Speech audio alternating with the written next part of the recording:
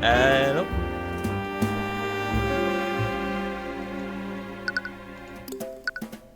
We are continuing on Tyrion Cuthbert.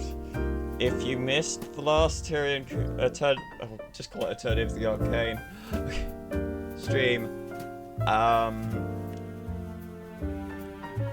then unfortunately, I don't think that I missed being able to upload that one to the Fonts channel, but what happened is we met our client. It's easier if I just pull up my notebook. Flintheart McCoy is dead.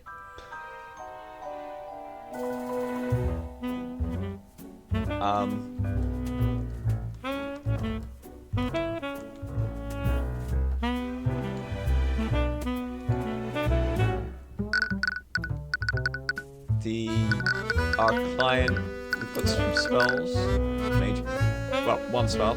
We don't own the spell.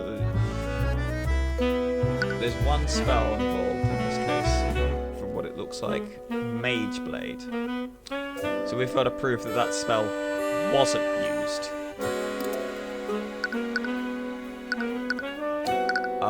It's us. Who else? There's our client, Celeste McCoy, who I'm guessing sort of like the Maya. Our mentor, prosecutor, detective, and the victim. Pretty easy. First case stuff.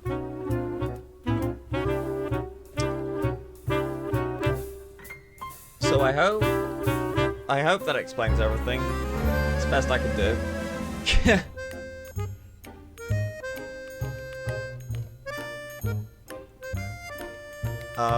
I'm hoping to finish up the first case today.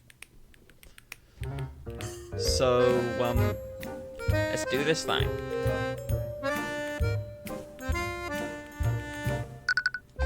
Yeah. You arrived back at the McCoy Tavern. Luckily for you, the Inquisition set up a teleportation circle for you to use. Oh, that's handy. With that circle, you could magically teleport between the capital and the crime scene instantaneously. It's definitely miles better than traveling by carriage. What's happening? Like, I'm alright.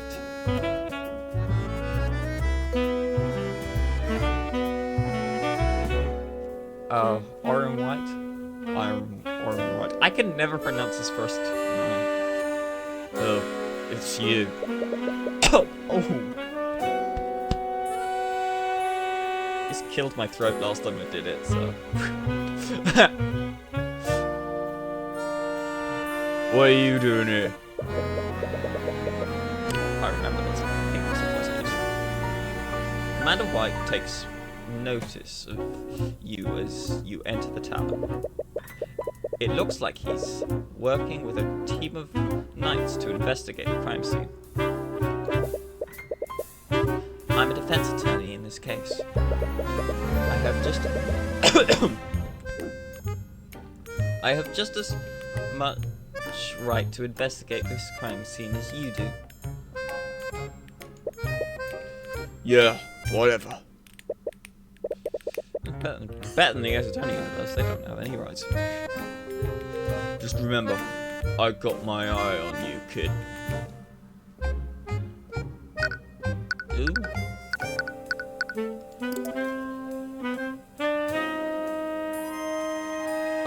so anything...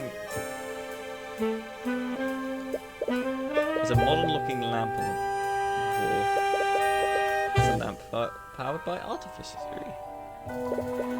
I didn't expect to find something this sophisticated in a town like this. Bah! Artificery is just another form of magic.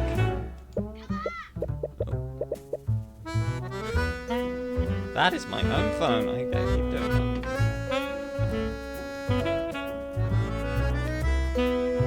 Actually, artificery draws from ley lines to... I didn't ask for a science lesson, kid. No. I don't think... I mean, I suppose technically it is still magic.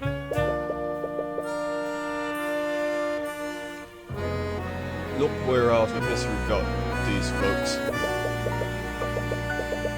The arcane powers... Oh. Thank you, Arcane, for the follow. I'm just...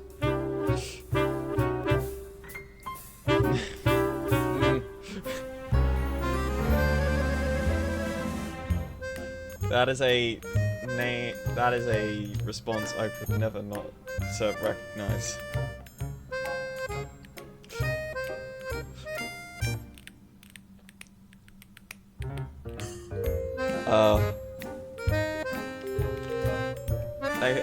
Thanks for coming, Arcane. The arcane power cell broke, and they haven't had any power for weeks. Yep, nothing can beat good old oil and flame. Oh, broken power cell. The McCoy, I keep getting that wrong. The McCoy Inn is outfitted with several lamps powered by artificery. However, the arcane power cell has been broken for weeks, and the lamp can't be turned on. That's good to know. Oh, cool. It's a painting of a mage, and there's some text on it.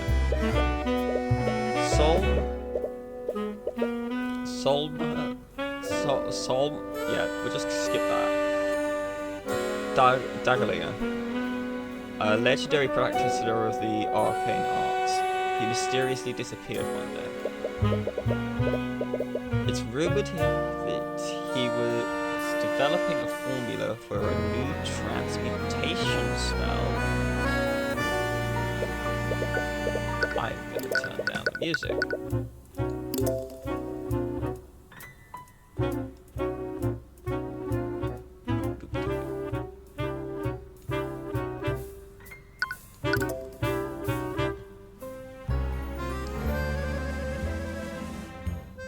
Well, I think we found Celeste's father.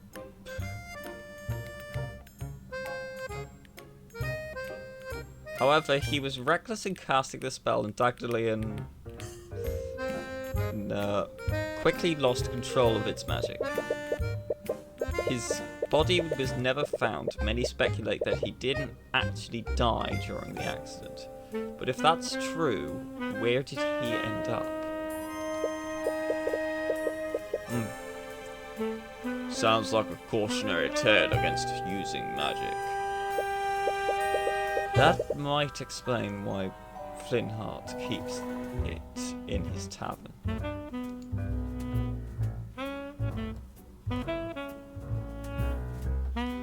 Ooh. We want you!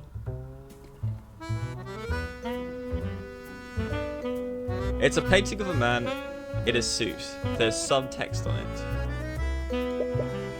Adam Evley? Politician of the Pedantic. I heard of this guy. He's some kind of politician from one of the nations west of here. I heard he's pretty much a shoo-in to win whatever election they have going there. An election? Was Flintheart studying democracies? for his little revolution.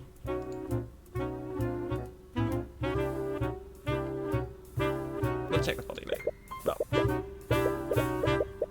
the outline of the body.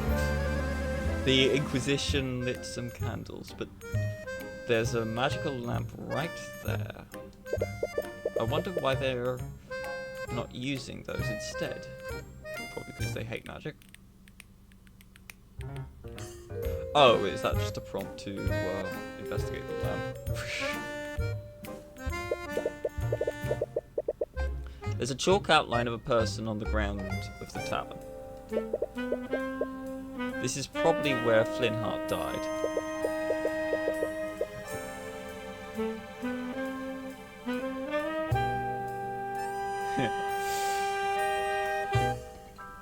I'm investigating things out of order. The outline matches the picture that the Inquisition took. Hello there, Clever Strike. I see you in the chat.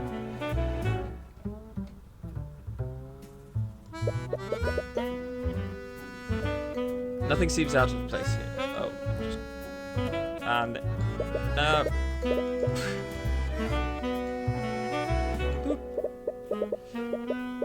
There's a broken bottle on the floor. It's shattered close to the chalk outline of the body.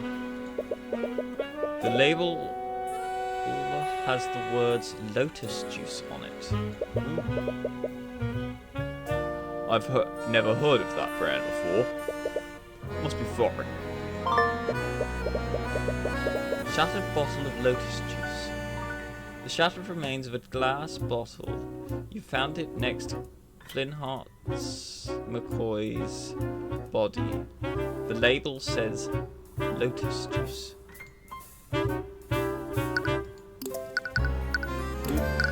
Questions. I was wondering if I could ask some questions about the case. Ha! As if I'd help the likes of you. I saw who your boss is, and I know what you're up to.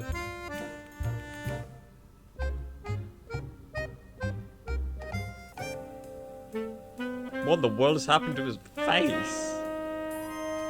It's every time he blinks. Ha! That witch probably sent you here to calm me. Yeah. Looks like it's still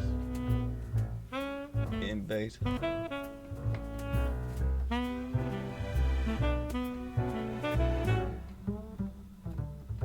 What? I'm just looking for some information.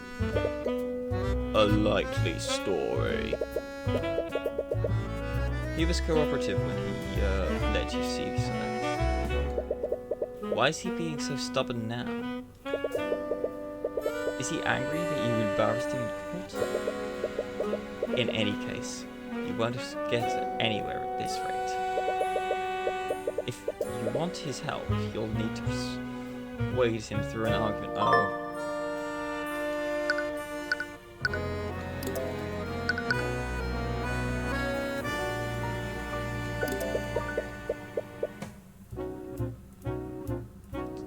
Commander White seems unusually hostile towards you. You have a feeling it's not just because you embarrassed him. Today. If you can clear up this misunderstanding, you might be able to convince him to help you. Oh, okay, so...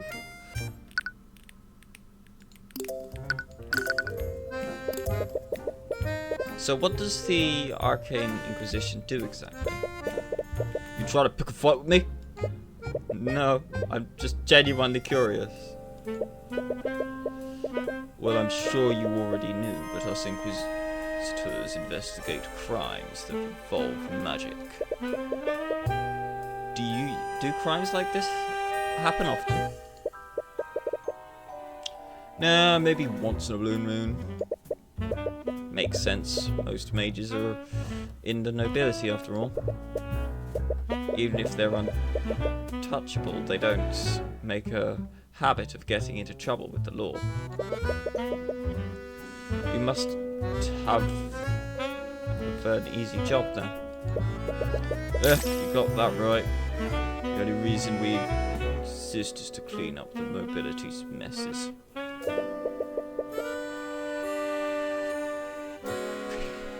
The blinking is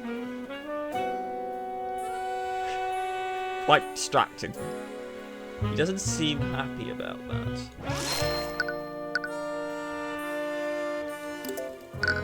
Mages. Commander White, you seem to speak negatively about my client's magic. Do you have a personal grudge against mages? You're damn right I do. Wow, he didn't even try to deny it. And if you had any sense, you would too.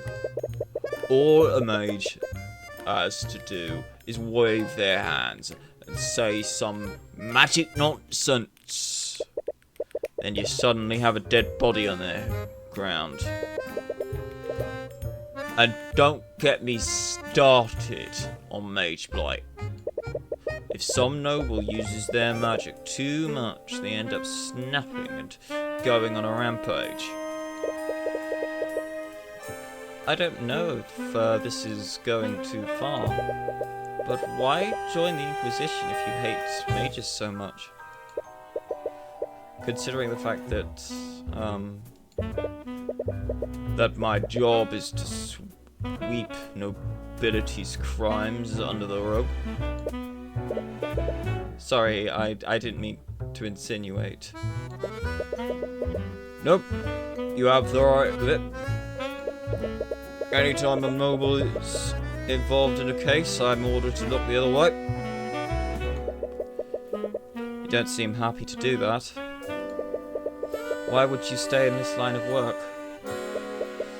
Because every once in a while, I'm allowed to put a criminal mage behind bars.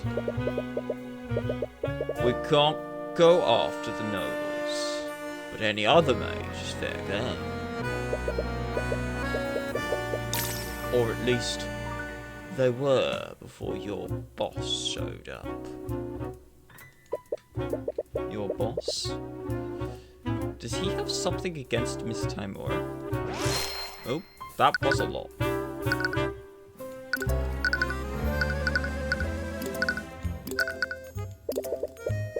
I have to ask, did something happen between you and Miss Timora?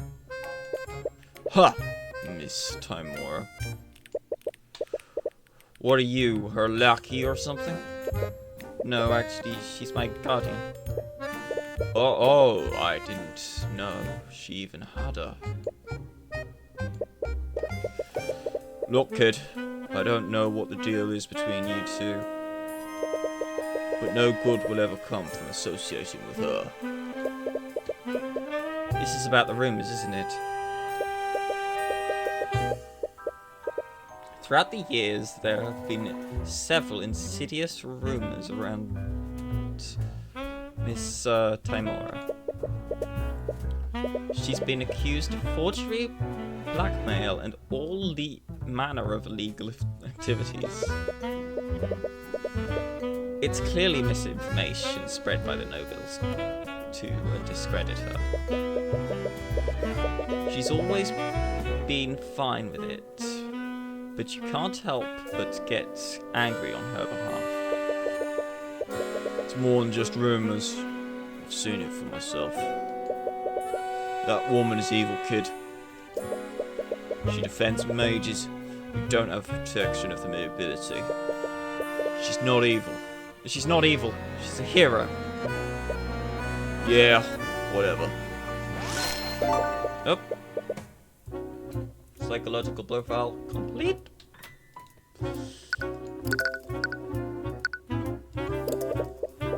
Oh. Huh. Okay.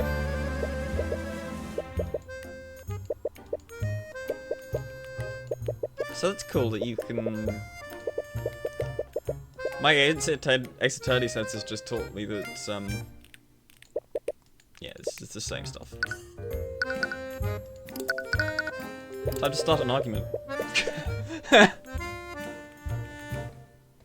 Commander White, you seems unusually hostile towards you, and yeah, we've been through this. Start an argument.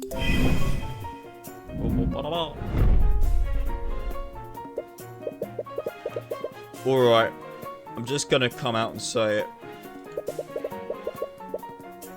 Do you have a problem? Oh, that's me. Do you have a problem with me and me, Commander White? You should know exactly what my problem is with you.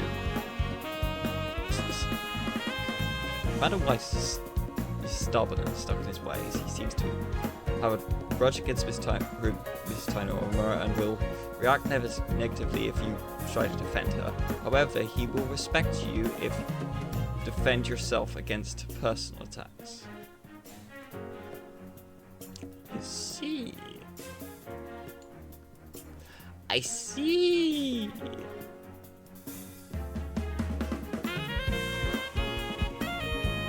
You should know exactly what my problem is with you. I saw who you work for. Do I have to spell it out for you? Ruby Tamara is a crooked lawyer. Or does your boss not tell you what she gets up to?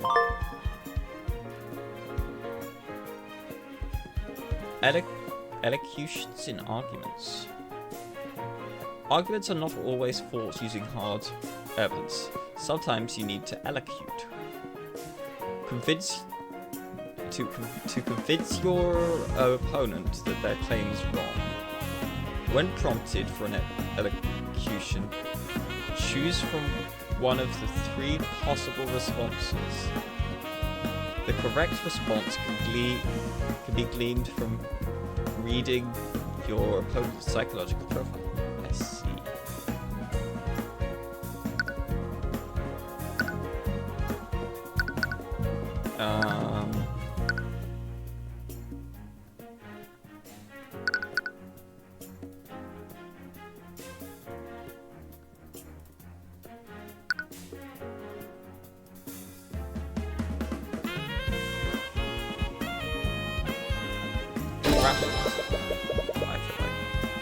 Doesn't matter how you feel about me or Miss Timora. What matters is that my client deserves a fair trial with fair representation.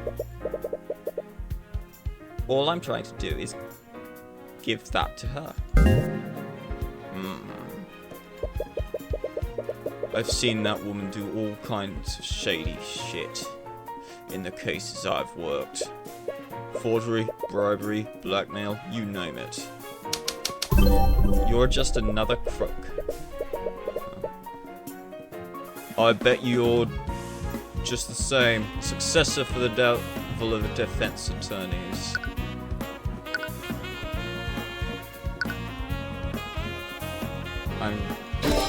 I'm not Ruby Timora.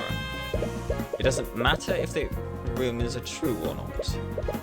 Regardless of what you've seen her do, I'm going to run an honest case.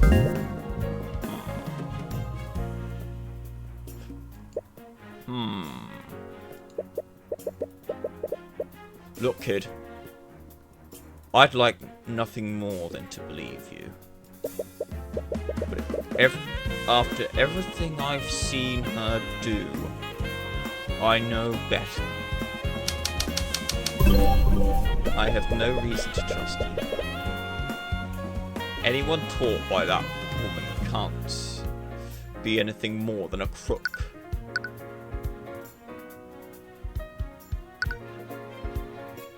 You have no proof. It's not gonna work. Nothing that I've done has given you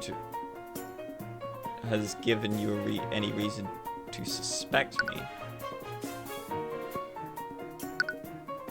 I feel like deflecting is the right way to go here. We'll go deflect. Right now, I'm a defense attorney. me that's asking you for information. Nothing that I've done has given you any reason to suspect me.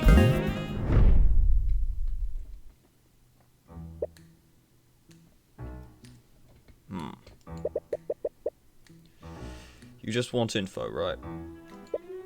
Yes, that's all I'm asking for. Alright, I'll answer your questions. Just don't make me regret this. You've successfully persuaded arm white.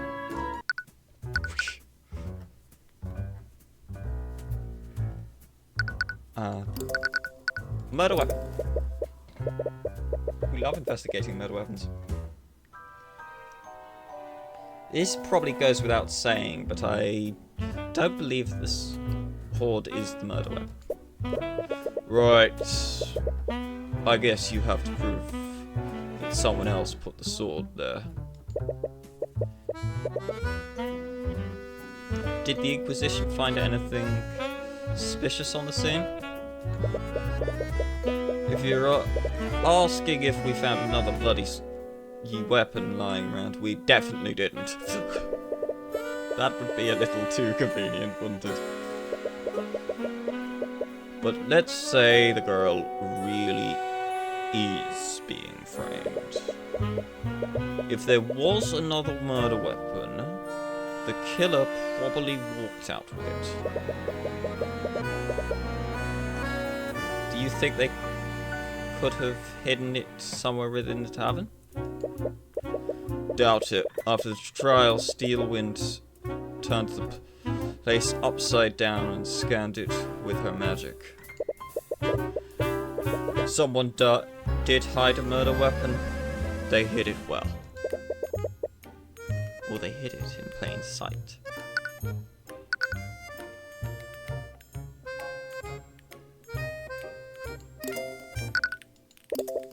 Could be the bottle. Like, they could have changed the the sword into the bottle. Because, like, magic. And we are talking transmutation, right? That's what transmutation would do. I think. I'm not exactly a master of the arcane arts. I can't believe you made such an obvious mistake during your investigation. Oh, shut it with that. I already got an earful from Steelwind about that mess. Well, you don't have to worry about me mucking things up. Steelwind's basically taken over the entire investigation. Wait, does she have that authority? Same thing. Normally she wouldn't, but I know better than to go against the orders of a noble.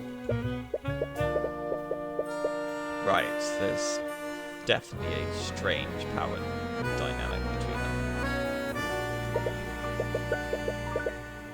But honestly, that girl sweats the details too much. She even had my men draw up a scaled map of the crime scene. Wait, really? Do you have a copy? Sure, knock yourself out. Don't know how much good it'll do you. Hey, a crime scene map. What does crime scene map do? It almost certainly crime scene map search. Wow. You know, looking at that, that is like a... You could use that for like a D&D tavern. If like a tavern brawl takes place, there's your D&D tavern.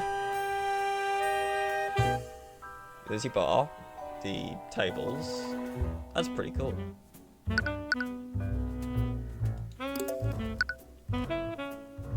That's pretty neat. So, yeah, each square is about 5 feet, so we've got 1, 2, 3. I'm not gonna count. It's big. Damn. Arios Steelwind. I heard that this was Prosecutor Steelwind's first trial. She must be pretty talented if that's true. A pain in my ass, what she is. That damn noble comes in here telling me how to do my job. I honestly have no idea what she's even doing in this line of work. I heard she's from a renowned. I heard she's from a renowned noble house. She must be a pretty powerful mage. Ah, powerful is an understatement. Steelwinds, who came before her, could turn this entire town into a glass crater. What? That's not true, right? You think you found... Yeah, okay, that's you. But what else? What does it all mean? There's no murder weapon to be found. And there's no obvious evidence of another person in the scene. Hey, you okay? You got quiet all of a sudden. Alright, just focus. Close your eyes and let everything else disappear from the world. Hey, you listening? So there's no clear evidence pointing towards another killer.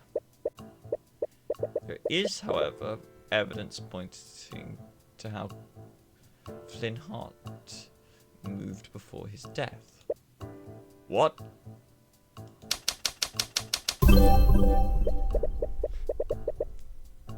What could we tell about how Flynn Hart died? I don't think he's quite realised that he's doing this in front of the detective, but okay.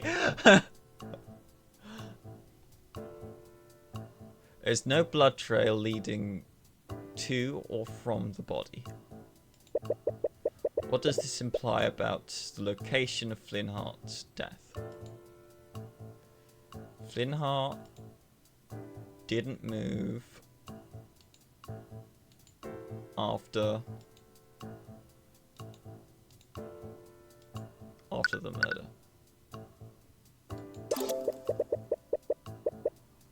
No, there was no blood trail where Flynn Hart's body is. The lack of blood tells us something important. Namely, where Flynn Hart was throughout the murder. Oh.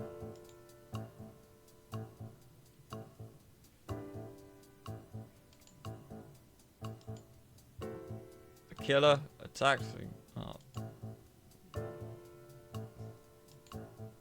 during the murder. Figured it out.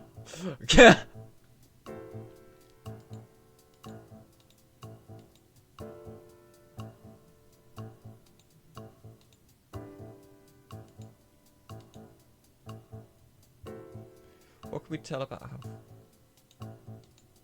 Well, I mean, yeah. Ah, right. Flynn Hart died where he was attacked. He didn't move from his position at all. Yeah, I guess you're right. There's also the autopsy report, which says he died from a stab from the behind.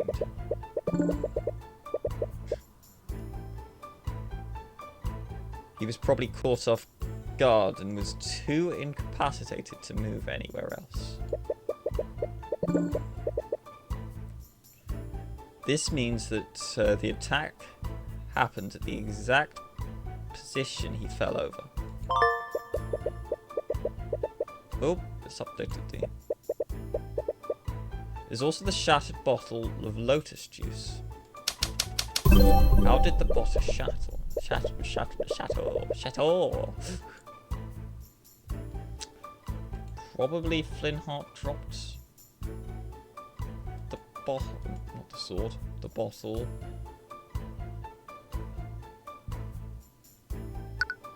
During the attack. Flintheart dropped the bottle when he was attacked.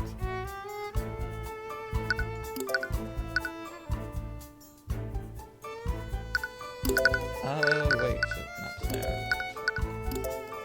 Victim. Ah, so it's now we're figuring out where the victim. That's pretty cool. Flintheart dropped the bottle where he was attacked. So the investigations are a lot more involved in this, which I like. Shattered bottle of lotus juice updated. What's so strange about one bottle though? It may seem like an insignificant detail, but that detail could help me infer other elements of what happened during the murder. Right. Oh. That's how you say his name. It's, right.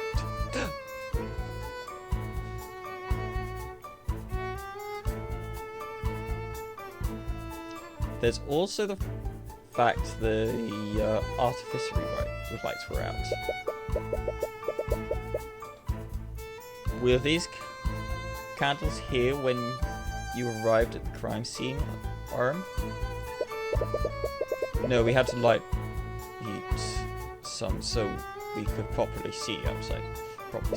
Yeah. We thought it was weird, too. The girl and her father must have had their argument in pitch black darkness. What can we infer about the state of the crime scene? So they didn't light any candles to make up for the broken lights.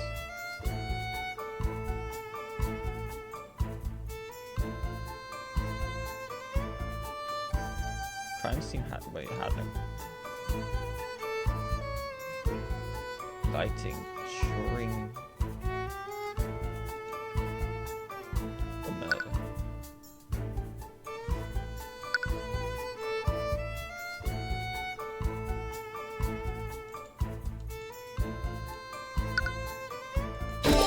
The crime scene had no lighting during the murder.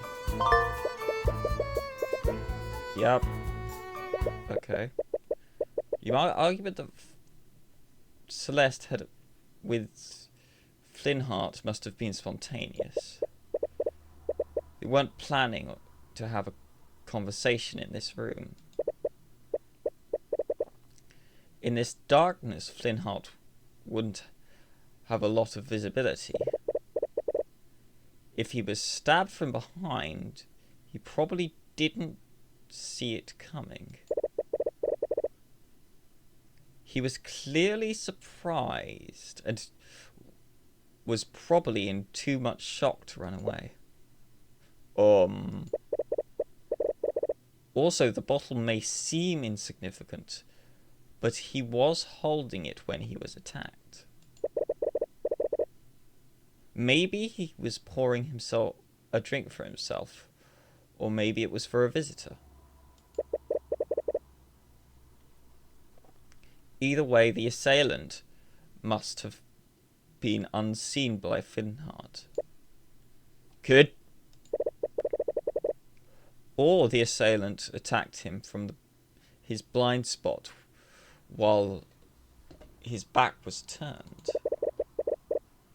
Why would his back be turned, though? Was he distracted by something? Good. What was that all about? Sorry, sometimes I just get lost in my own thoughts. Yeah, well, cut it out. You're freaking me out. Right.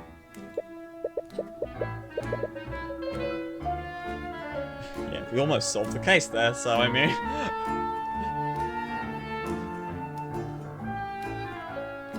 Anyways. You think you've found everything you can here. You should probably move somewhere else.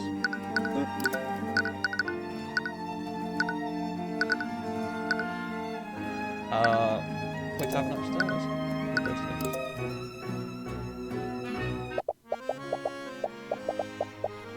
If people keep seeing you here, they're going to start asking questions. Leave the investigation to me. All you have to do is to stay quiet until the trial is over.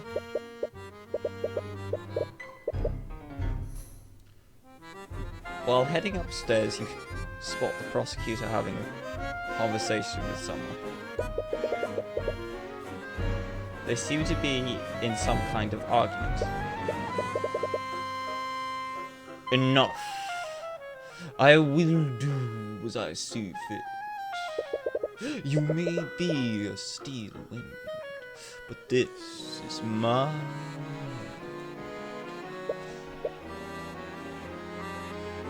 Oh, sorry. Oh, you're that defense attorney from the trial. I am. Sorry, but who? Ah, how rude of me. My name is Lord Garrick Pierce, the ruling noble of this land, and he's got transmutation magic. We found our murderer. Well, we knew that he was the murderer the whole time, but because Garrick Pierce here, we see him at the start. They do an ace attorney and show us the murder. My name is Lord Garrick Pierce, the ruling noble of this land.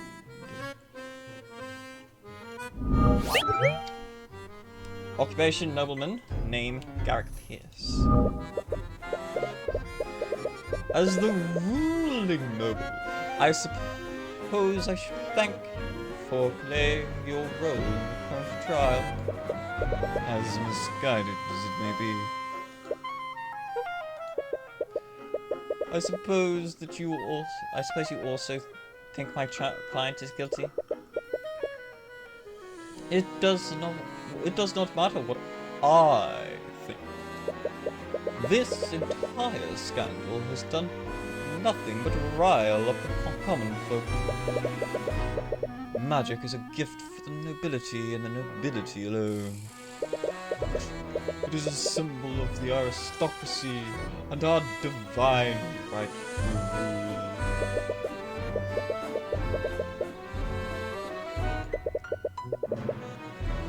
All of that has nothing to do with her. She's just an innocent woman who got wrapped up in all of this. Even if she is innocent, the charges have been laid and made public. Someone must take the fall, lest the public accuse the justice system of corruption. So you're saying that she should be found guilty even if she's innocent. What do you suppose will happen if she's acquitted? All the public will see is a mage going free despite a myriad of evidence. That alone would be enough to cause public outrage. Tensions between the aristocracy and the common folk are high enough as is.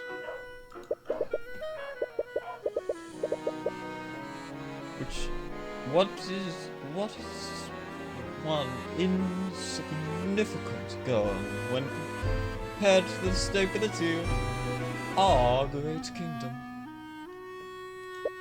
That's enough. Stop agonizing him, Pierce.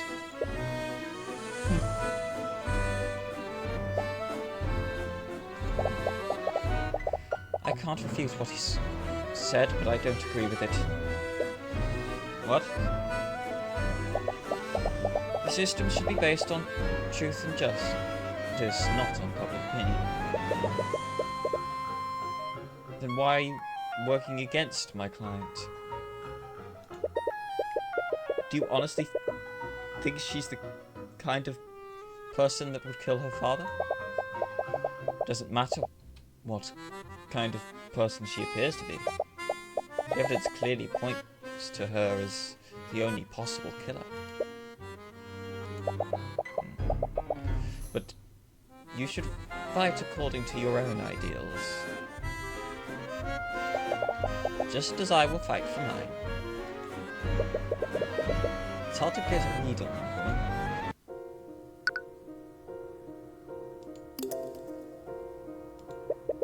There are some candles lit, lighting up the hallway. They look like they used to be part of the old architecture. What's in here? There's a door at the end of the hallway. Looks like it's seen some use recently. I try to open the door, but it seems locked. Perhaps someone might have a key to open it. Nope. Several doors lead to the guest rooms. Aside from the rooms that you and Miss Timer used, they don't look like they've been open for quite some time.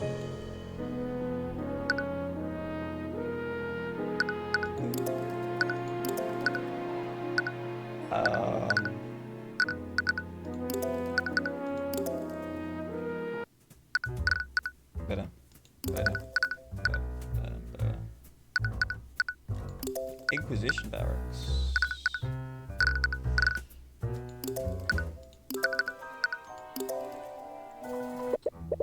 You return to the cell that Celeste is being kept in. Oh, there's the prisoners. The ambient despair in the air fills your mind with it's like some horrendous stench.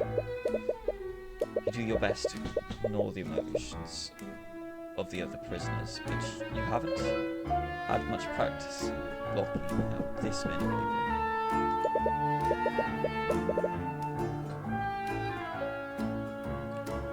As you arrive, you see... One moment, chap.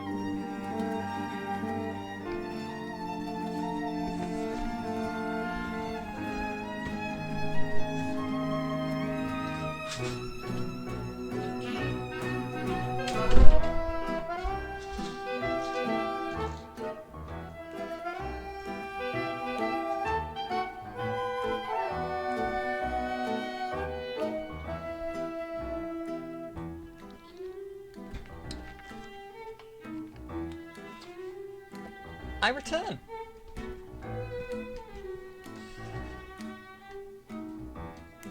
Just irritating bug.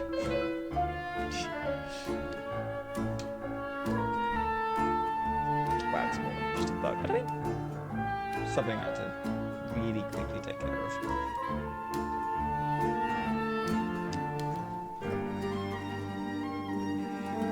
As you arrive, you see Celeste huddled down in the corner. As soon as she sees you, her dour mood seems to lift for a moment. Oh, hi, Mr. Cuthbert. There's no need to address me formally. Just call me Tyrion.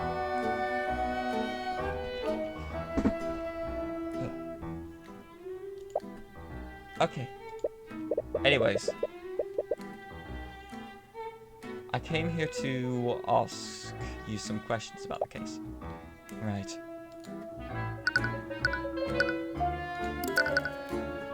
Is your trial? I'm sorry for freezing up like that.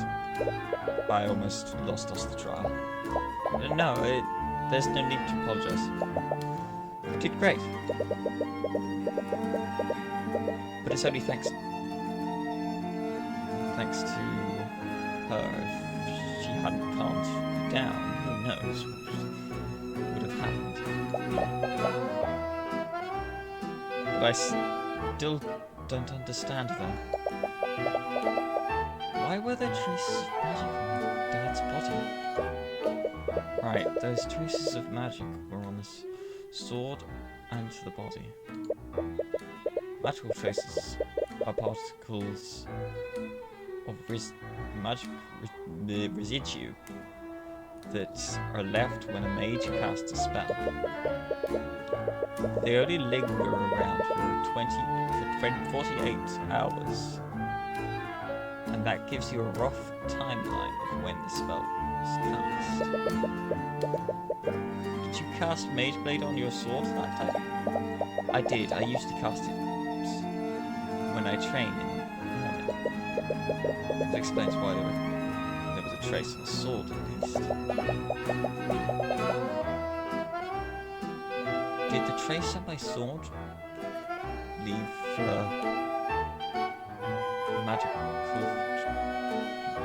magical traces on my dad's body? No, magical traces can't be moved around physically. For a spell to leave a trace, it has to be active when physical contact is made. Really? What does that mean? Whatever killed your father had a transmutation spell active on it at the time. The magical trace on your sword was just an unlucky coincidence. I can't believe this. Can't believe this. Can't believe they've done this.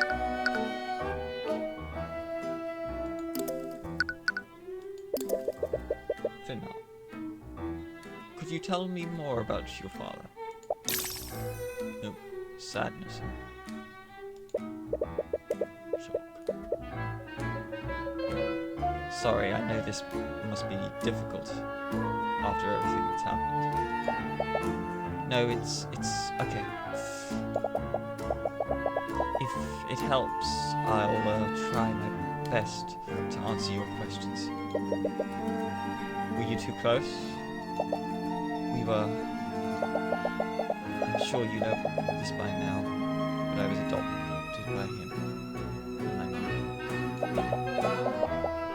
But even though I didn't have their blood, they treated me as if I did. He loved me with all his heart until what? Does this have something to do with the argument that they had? The argument. I'm sorry to say that I could hear your argument from my room that night. Could you tell me what happened? For as long as I can remember, my dad has hated mages. I'm not sure why, but if you ever even mentioned magic around him, he'd fly into a rage. So I hid my magic from my family.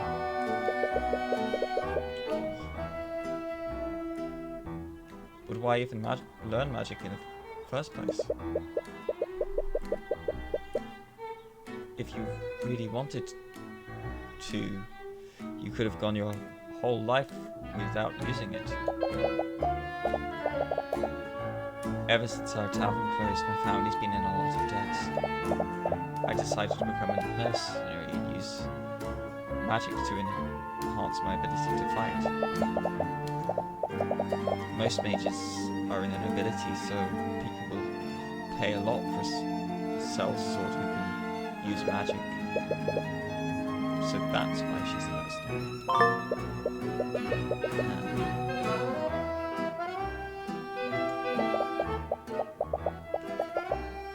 But I know now learning magic was the biggest mistake I've ever made. On that night, my dad found my spell compendium.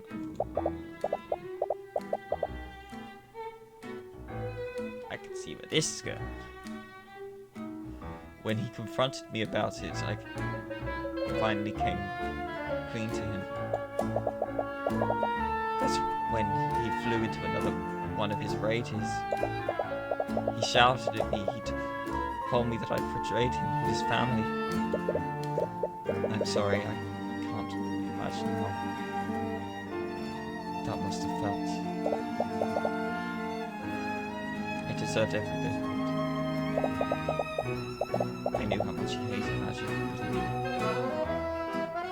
learned to use it anyway. He showed me so much love, and I just threw it all away. Don't say that. I'm sure he still loved you. No, I could see it in his eyes. He hated me. You feel a sharp pain in your chest as you see that thought.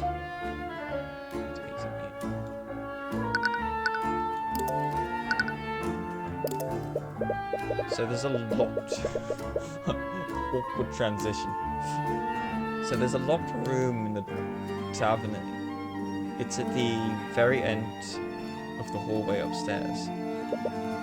The Inquisition probably searched it already, but I just wanted to investigate it to make sure. Locked room at the end of the hallway? I think that's my room.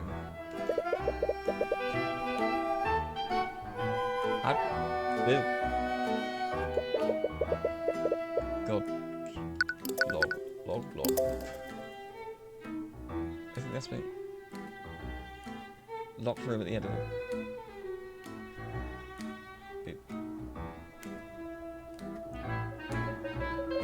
Do you know how I could get in there? It's the only room in the tavern I haven't investigated.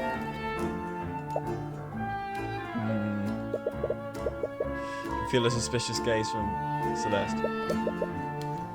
What's that look for? I'm your lawyer. I'm not gonna do anything weird. Sorry, right. Here, you can use this key to get inside. Celeste's bedroom, too. The key to Celeste McCoy's bedroom in the McCoy Tavern. Yippee!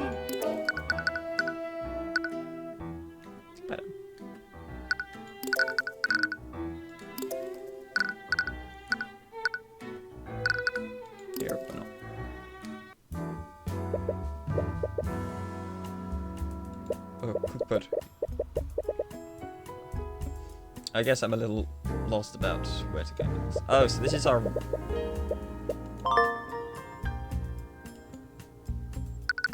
This is our version of going to Wright and Cohen's.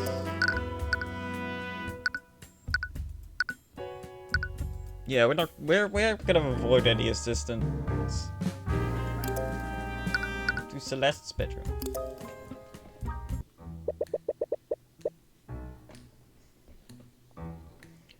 You use the key to enter Celeste's room. Ooh, cute little painting. Sounds like startled. However, you've startled when you notice that someone else is already inside. I've already told you everything I know. What more do you? Oh, aren't you Celeste's attorney? I am. Who are you? Oh, how rude of me. I'm Joylene McCoy. I'm Celeste's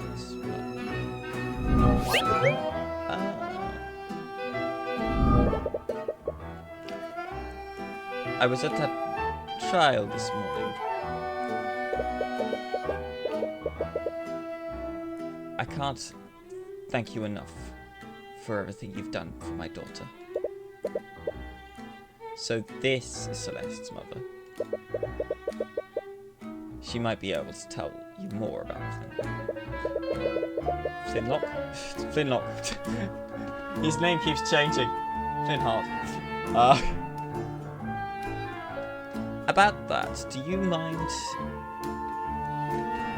if I ask you some more questions from my investigation?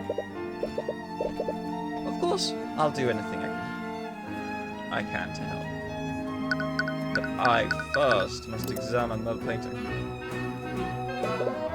Oh, it's a beautiful. Yeah, it is an axolotl. It's a painting of a woman with some sort of aquatic animal. Oh, I love that painting. Celeste brought it back from her travels. Supposedly, that woman is named Madeline Kipling. From what I've heard, she runs a wildlife sanctuary for endangered species. Oh. I think the animal in this picture is called a fey kip. Huh. A fey kip. Looks more like an axolotl to me. It's probably something. It's probably just the same thing. Maybe it's a magic axolotl. Celeste told me that she really likes them. That's interesting. You weren't aware that these kinds of creatures even existed.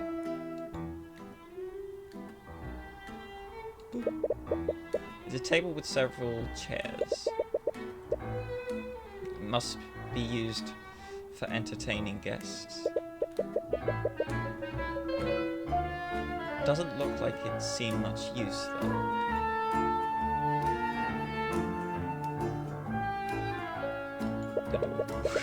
There's a door leading to the upstairs hallway. The bed. It's a fancy looking bed. Celeste had it custom made. Wouldn't something like this really be really expensive? It was. I was surprised when she returned from her travels. Apparently she was making a lot of gold from her job as a mercenary. Wow, you and Flintheart must have been happy for her. We are. But I still wish she'd get a less dangerous job.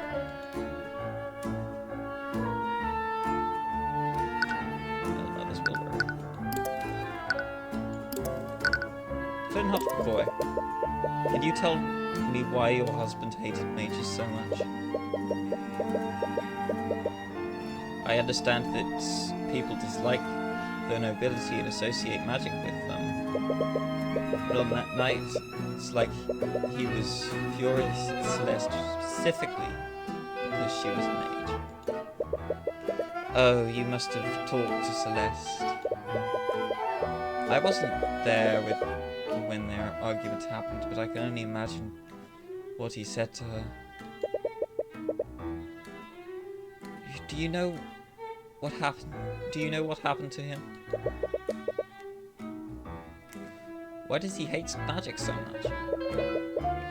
Celeste doesn't know about this, but years ago, Flintheart had a sister named Effie.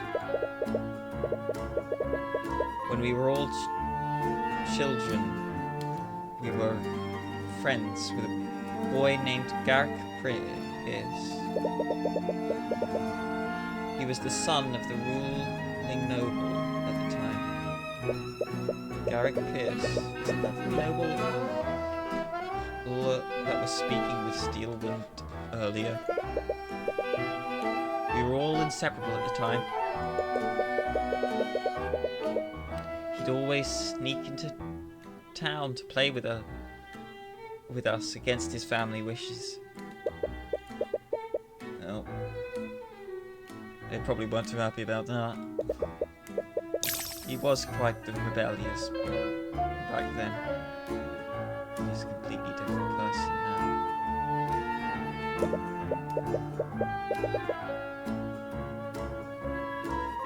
Maybe at some point we'll have multiple people on the thing, and that'll make like that. Maybe that's meant. Kind of hope it's a important thing, not a bug. Like, this is whose the thoughts belong to. But everything changed when Garrick began learning how to use magic. When we were playing together, he wanted to show off the spells that he'd learned.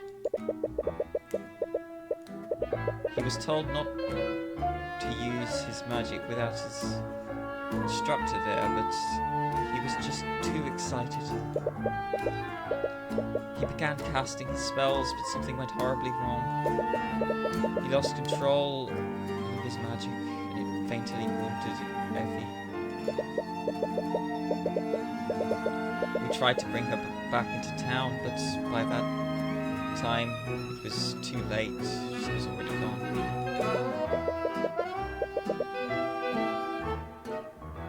I'm sorry, that must have been traumatizing for all of you.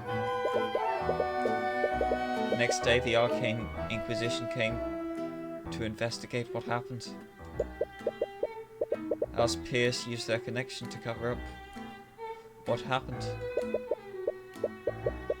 They even threatened Flynnhart's family into keeping quiet. After that, the official story was that Effie had been mauled by a wolf. That's not surprising. The nobility seldom take responsibility for their actions, even for a mistake like that.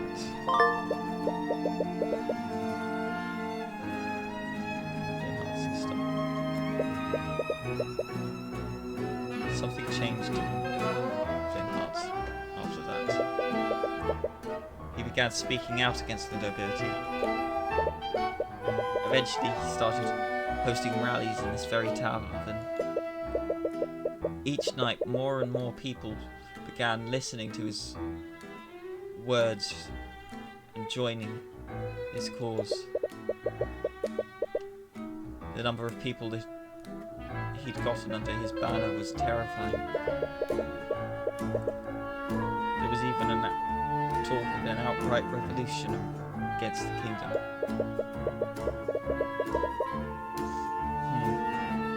That might explain why someone would go out of their way to kill him. Someone like Garrick Pierce. I knew how much danger he was putting himself in. No matter how hard I tried, I couldn't convince him to stop.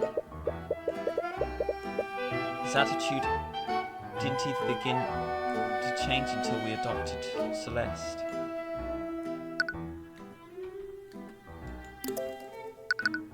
Celeste, boy. Can you tell me more about Celeste? How did she become part of your family? It all happened many years ago, back when the McCoy Tavern was still open. We were closing one night when we found a baby with white hair abandoned in the dining area.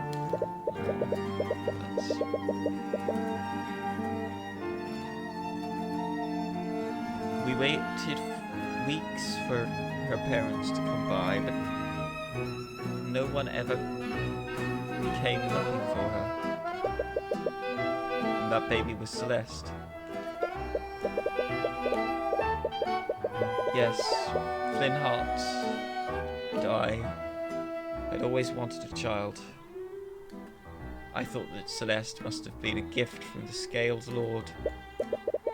One day I saw Celeste practicing her magic.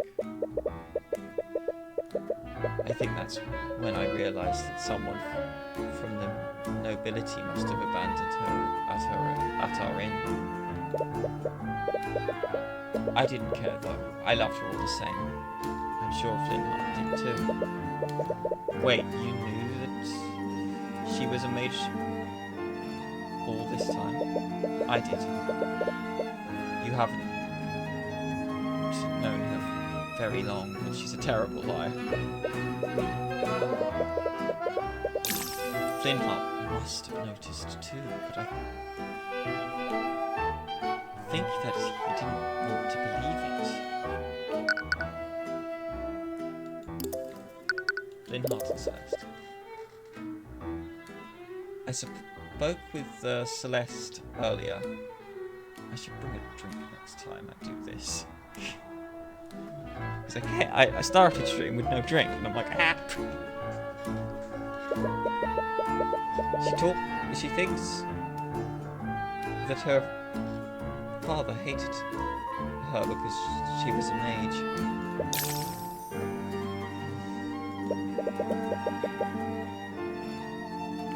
There's no way he would ever feel that way.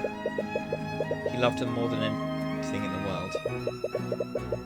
No matter what he said to her that night, nothing would ever change that. After seeing them together, he figured as much. Celeste was the world to him. When we adopted her, it was the first time in decades that I'd seen him so genuinely happy. They must have been close, really close. More than anything. Do you want to hear a story? Celeste had just returned from her travels.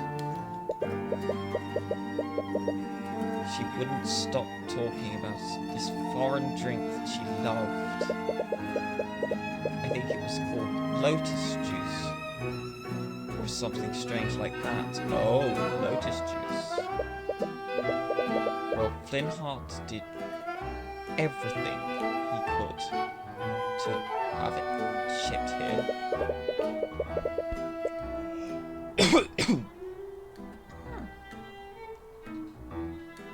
He called in a bunch of favors with some of his revolutionary friends. But in the end, he was only able to get a single bottle of it. Is it really that rare? Yes, I wouldn't be surprised if it were the only bottle of lotus juice in the region. Wait a minute. Lotus juice? Like the famous, like the same people who make Persona? Yeah. Not make Persona. Make the Persona songs? Yeah. Mass destruction. You show her a picture of the shattered bottle you found next to Flintheart's body. It is... Oh no. He was going to surprise her with it. I found the broken pieces next to Flintheart's. Well, I found them in the dining area. That's strange. He'd been keeping it in our room so she wouldn't find it.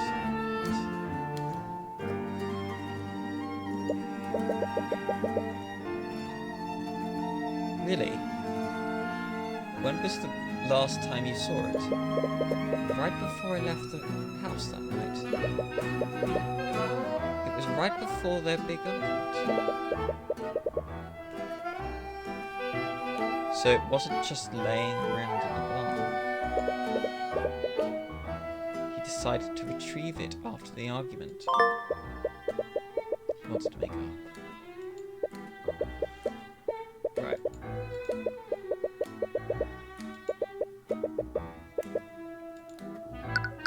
Time to go to Celeste. Inquisition barracks. Move to location. Oh, you're back. Did you forget something? Actually, there's one thing I want to talk to you about. Oh? Earlier you said that I just can't let go. You said that your father died hating you.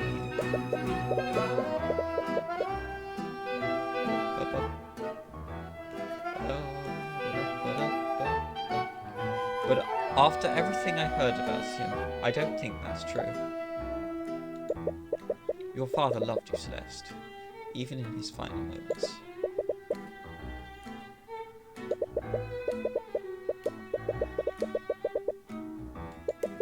You know the bit, so he's just lying to make me feel better.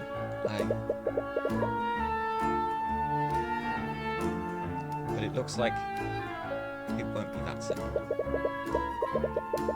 We'll need to win an argument against him. Oh. Celeste's closure. Okay. Let's do this.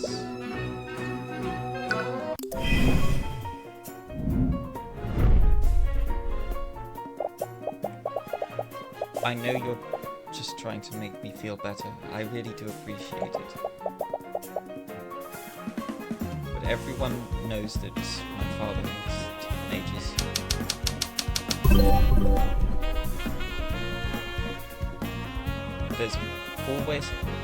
He's always hated me.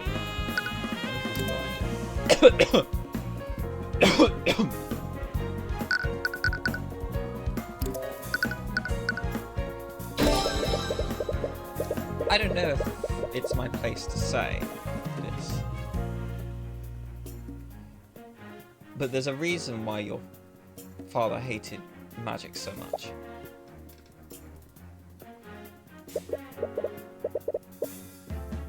When Flintheart was a child, he had a younger sister. She was tragically killed by a mage decades ago. That's why he had such an immense hatred for magic. Oh, this is wrecking. I never knew. But that doesn't change anything. That's all the more reason for him to have hated me. It was selfish of me to learn magic. I knew how much he hated magic, but I still learned to use it anyways. Magic killed someone he loved. No wonder he was furious. Press the end.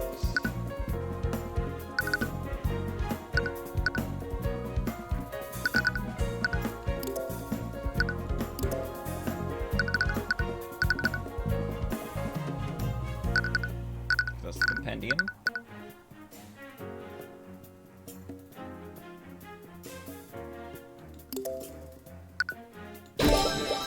But you didn't learn magic to benefit yourself, did you? You learned it to save your family after your tavern was shut down. You're a good person, Celeste. And you did everything you could to help your family.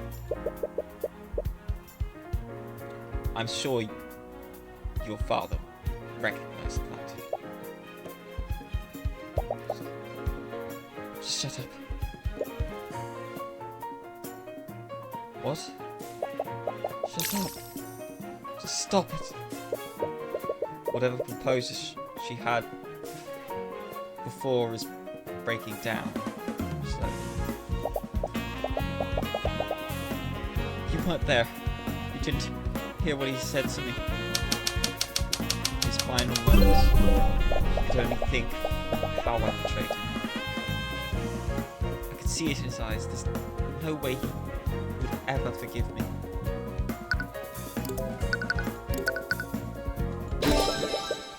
Take a look at this picture, Celeste. A shattered bottle. Wait, is that a bottle of lotus juice? Do you know where I found this? On the floor of your family's inn. What? That can't be true. I tried to find it here, but no one sells it in Rivengard.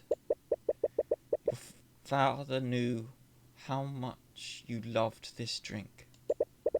He called smuggled in quite a few favours just so he could have it imported for you. What? He did that? Your father didn't hate you, Celeste.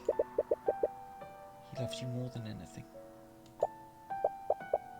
That doesn't change anything. If he did all that for me, it was before he knew my secret.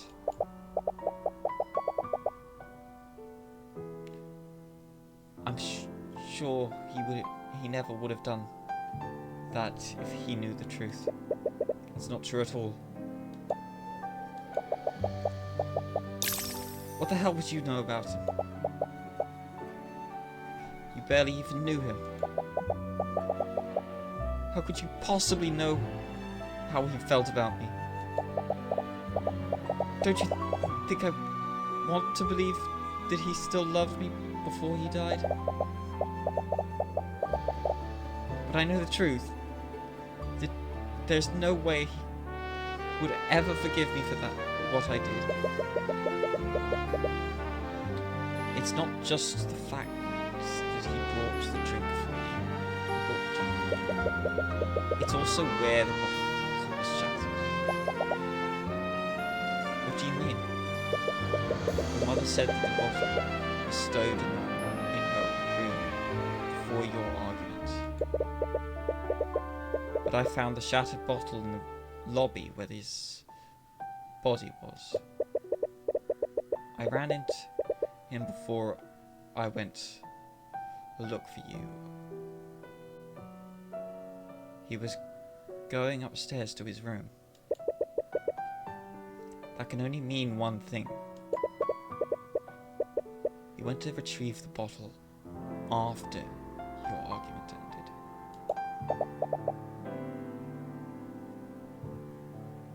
What? Why would he have... It's because he was going to give it to you, Celeste. He was going to give you a gift to apologise for what he said to you. He was going to apologise. Your father loved you, Celeste. And as tragic as it is,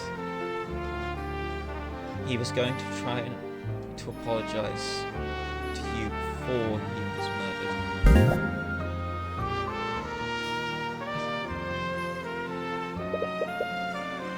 I don't like this. My daughter working as a mercenary of all things. Come on, Dad. You know I can handle myself. I don't doubt it. But you still shouldn't have to risk your neck for our sakes. They closed the inn, Dad. We won't be able to survive unless I do this. Just be careful, okay? I don't know what I'd do if anything happened to you. No matter what anyone says, you're our daughter. And we'll love you until the day we die. Dad, how could I have ever done that? I'm sorry. I'm so sorry, Dad.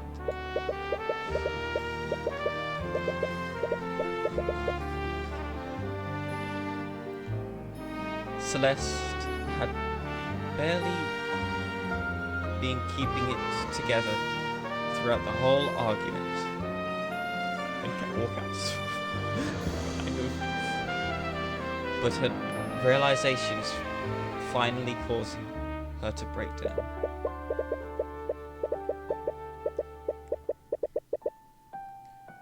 She begins crying loudly as she quickly embraces you in this cold, dark place.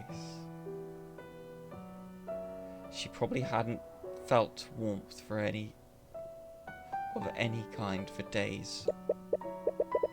You're completely caught off guard and feel a little embarrassed, but you comfort her while she vents her emotions. Yeah. Closure. Are you feeling better? Yeah. I think I'm okay to eat now. I've been thinking such horrible things this whole time. She looks at you and gives you a warm smile. It's probably the first time you've seen her genuinely smile since this whole ordeal started. Thank you. Is everything really going to be okay? I'll make sure of it. I'll get justice for you and your father.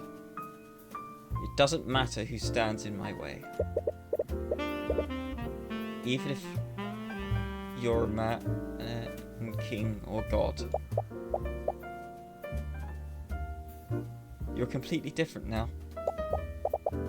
What happened to the nervous wreck from before? Please forget about that.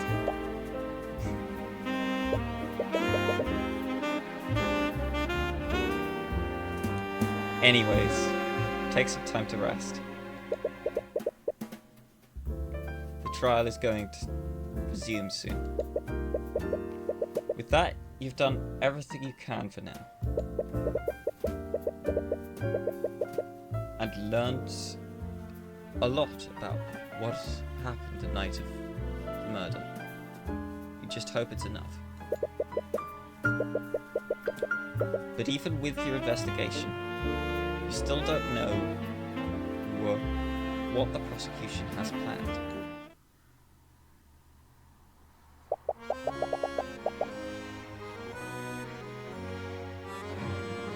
Has Pierce told you all of the details, Mr. Rudolph? Will you remember? Yes, I pride myself on my eidetic memory. Just so there are no misunderstandings, I do not approve of this. You said it yourself, Lady Steelwyn. There's no possible way that I could have done that deed. It has to be the bastard child. We don't know what sort of tricks Ruby Timora might pull tomorrow. Just see this as a way of securing a just verdict.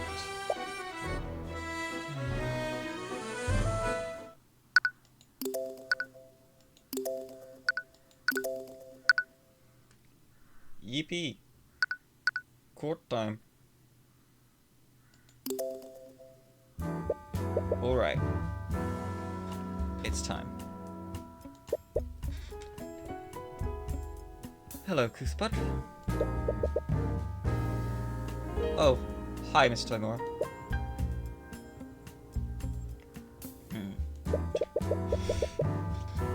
You're a lot less jumpy than you were yesterday. I'm glad to see you're finally getting used to things. So what did you find in your investigation? You tell Miss Timora about everything you learned over your investigation. There aren't a lot of clues that actually point to what actually happened. Yeah, you know a lot of details about the crimes scene, but nothing about the crime itself.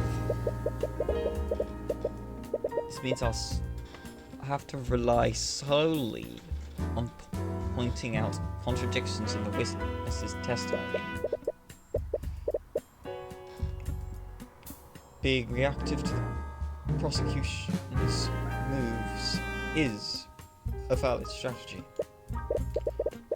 Honestly, I think it was a miracle that you got the commander to cooperate with you at all. Right, you almost forgot. Commander White appears to really have it out for Miss Timora. Actually, I wanted to ask about that. Did something happen between you and Commander White? Miss McCoy? Mrs. McCoy? Yeah, that is correct. I got it correct. Wow. Please proceed to the courtroom with your counsel. Bailiff. Occupation question mark. Is he really a bailiff? Please proceed with your counsel. Let's go, Tyrion. The trial's about to start. You should go. You should go. The judge is waiting. It's Judge Fisto. Judge Wise. Right. Another secret is left buried between you two.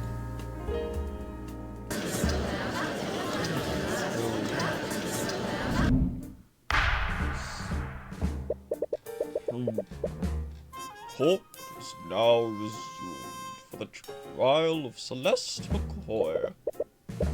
Let us review the proceedings from yesterday. Yesterday, the defense presented some shocking oversights made during the investigation. Yes, I personally saw to it that the investigation was conducted properly this time. I see. I suppose that puts my mind at ease. At yesterday's trial, we found an inconsistency between the crime scene photo and the autopsy report. Because of this, the feds tried to push the following narrative. That a third party must have interfered with the crime scene to frame the defendant. However, the prosecution has discovered another explanation. Because of that, the individual who discovered the body would like to testify as to what he saw that night. His eyewitness account will clear up what exactly happened.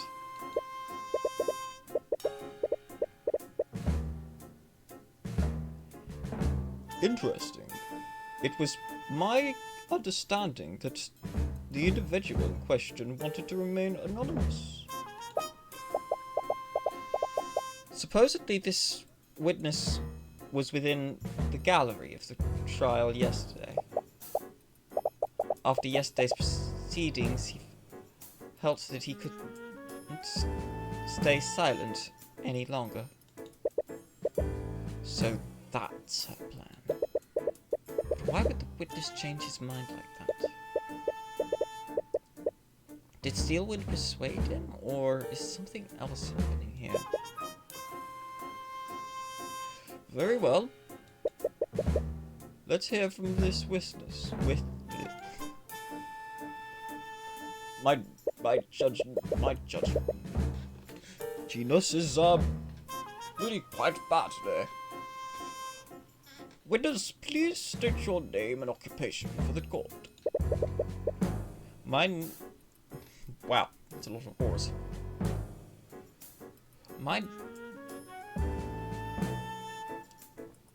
My name is Reese Reginald Rudolph. I am a chauffeur of the equine variety. Reese Rudolph, patient servant.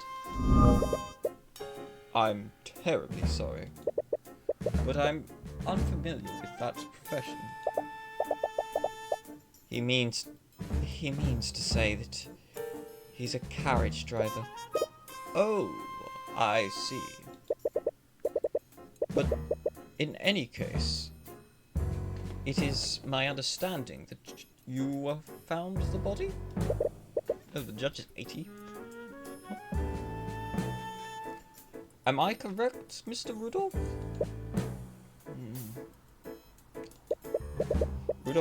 Rudolph appears to be writing something in a notebook.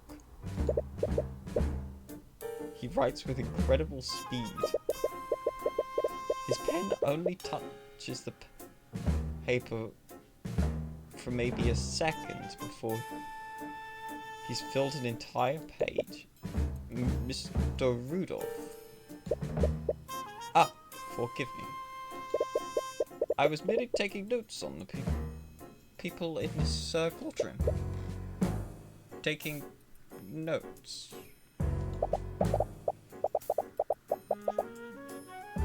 The witness has a certain compulsion to keep a record of every event that he witnesses.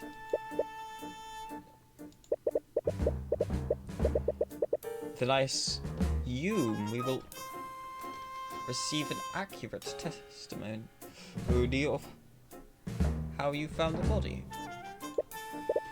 Actually, I witnessed much more than that. Sir. I saw the crime as it was being committed. I wrote down everything that I saw. What? That is quite a claim. If it is true, then why did you choose to remain silent until now? We had initially concluded that the evidence alone was decisive enough. Therefore, we saw no need at the time for his testimony. However, those circumstances clearly changed during yesterday's trial. The voices feed and merge together as we go along through the... There's no way the prosecution wouldn't leverage eyewitness testimony from the start. Something is happening here. Especially one like this. If he writes everything he sees down. Mr. Rudolph, please testify to the court as to what you saw that night. Witness testimony time. I was transporting a client in my carriage that evening. We were driving by the McCoy Tavern when we heard a disturbance. This occurred at 1:28 a.m. Worried that something might be amiss, I walked into the establishment to see what the commotion was about. There I saw the defendant. She was lit by the blue glow of the dining room lights. She had stabbed Flintheart McCoy and was channeling magic into her sword. She removed her sword from Flintheart's chest, and as he slowly turned to face her, she stabbed him again in the front.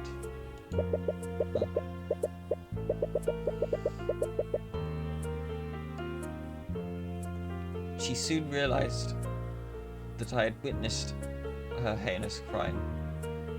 She let the body fall to the ground and fled the scene. I mean, why wouldn't she kill you as well? Incredible!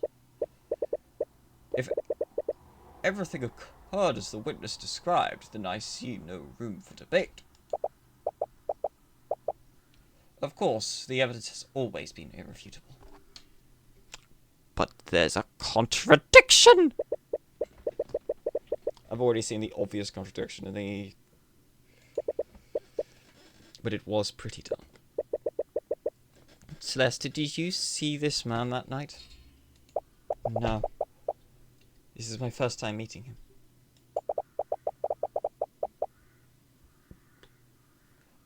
And I didn't see him when I ran out of the tavern that night.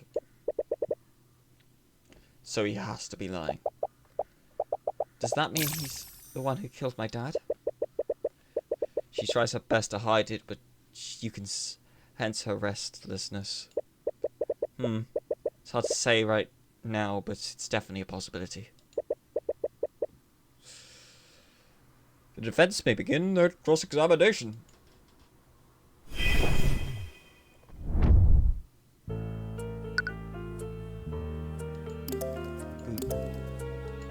Right, so we'll just jump straight to the...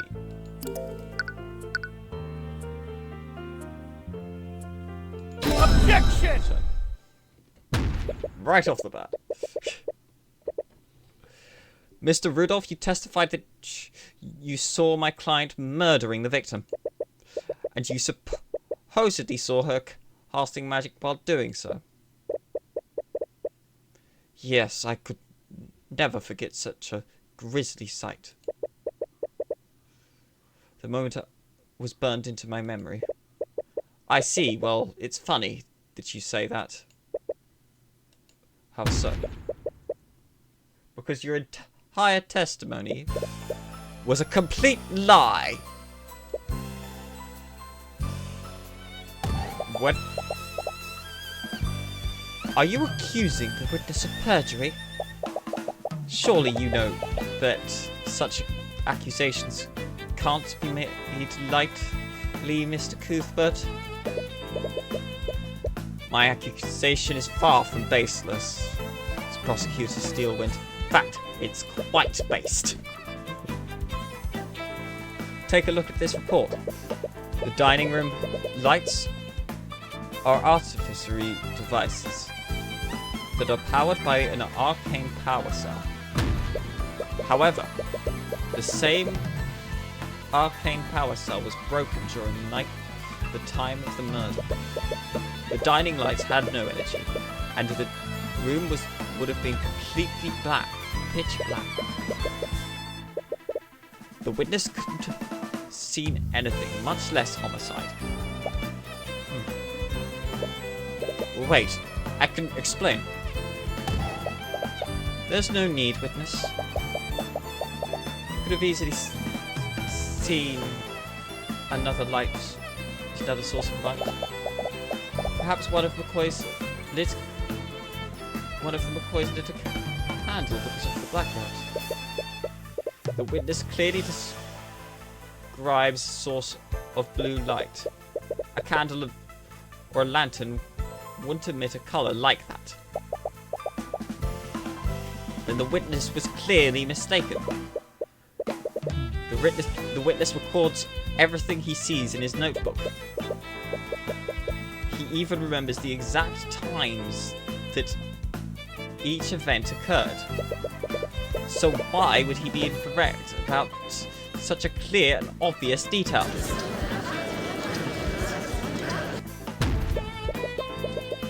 No, what the witness saw was clearly some form of magic.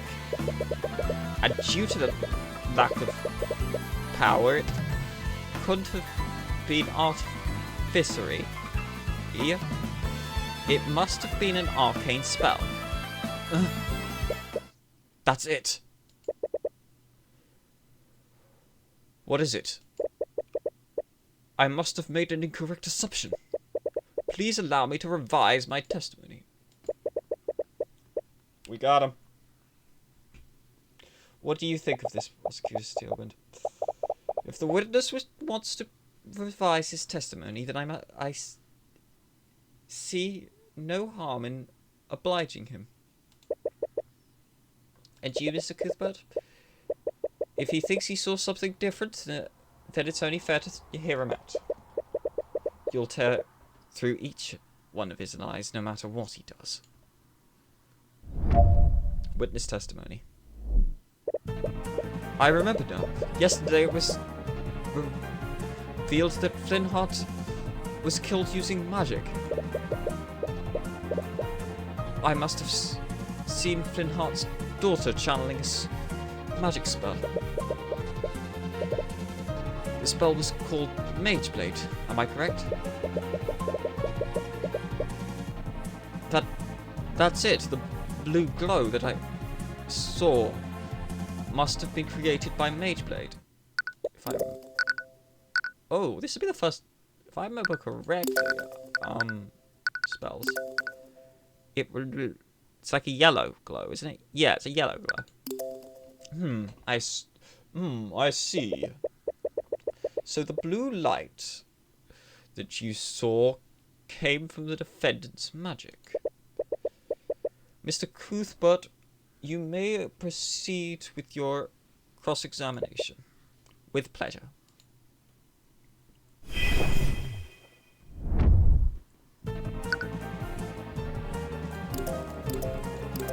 Right. Present spells. Present. Objection! Spell. Mr. Rudolph, you don't know much about magic, do you? Of course not. Are you trying to say that I should have recognized Celeste's Mage Blade? No, I admit that you probably wouldn't know about Mage Blade. But that's exactly where your mistake was. My mistake? Mr. Rudolph, if you were aware of how Mage Blade works, then you would know that the spell emits a yellow radiant glow. Which means the blue glow you saw couldn't possibly have been Mage Blade. This is ridiculous. I'll grant you that the witness clearly remember seeing a blue glow. But what significance could such a minor detail have? It's extremely significant, Prosecutor Steelwind. If the witness did see a blue magical glow, then he must have witnessed another spell at the scene. Preposterous! You don't have any evidence to back up that claim. The blue light made a large impression on the witness. He wrote it down in his book and specifically mentioned the colour. There's no way he would be mistaken about something like that. What? So what did you really see, Mr. Rudolph? Did you see my client at the scene casting a spell that she couldn't possibly cast? Or did you see another mage at the scene? Well, Your Honor, the defense has no right to use the witness like this. Let me remind you that perjury is a crime, Mr. Rudolph. If you are found to have lied in your testimony, you will be prosecuted. No, wait, please. Now that is quite enough of that.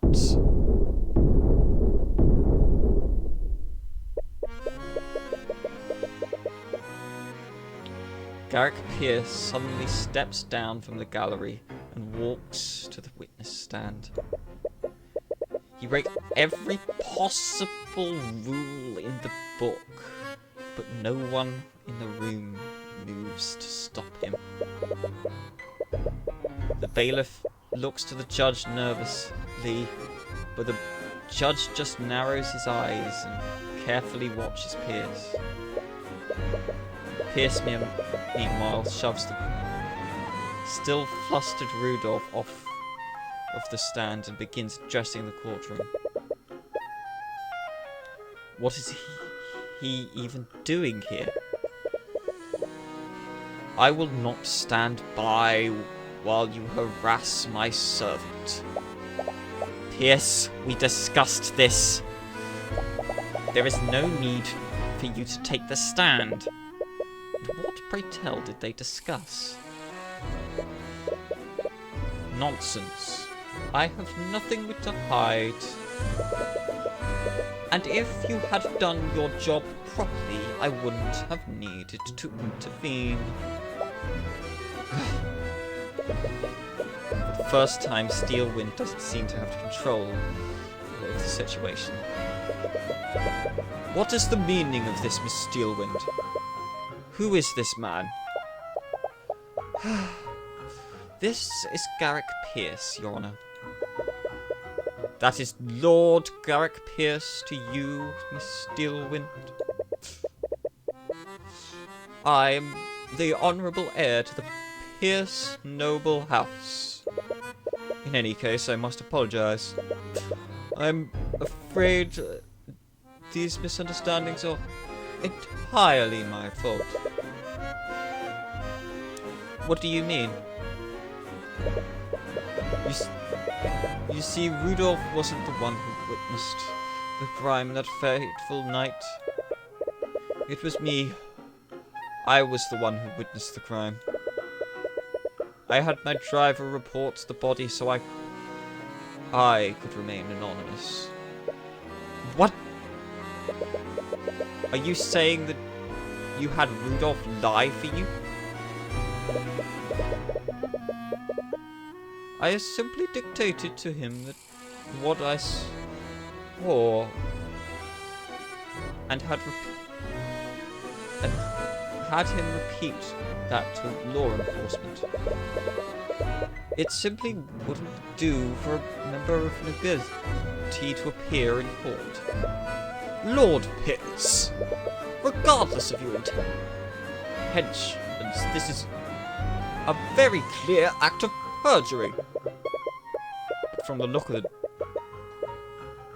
the judge's face, you can easily tell that he won't face any actual consequences. He'll just get a slap on the wrist and he'll be away to go. I understand, and I will accept the consequences of that.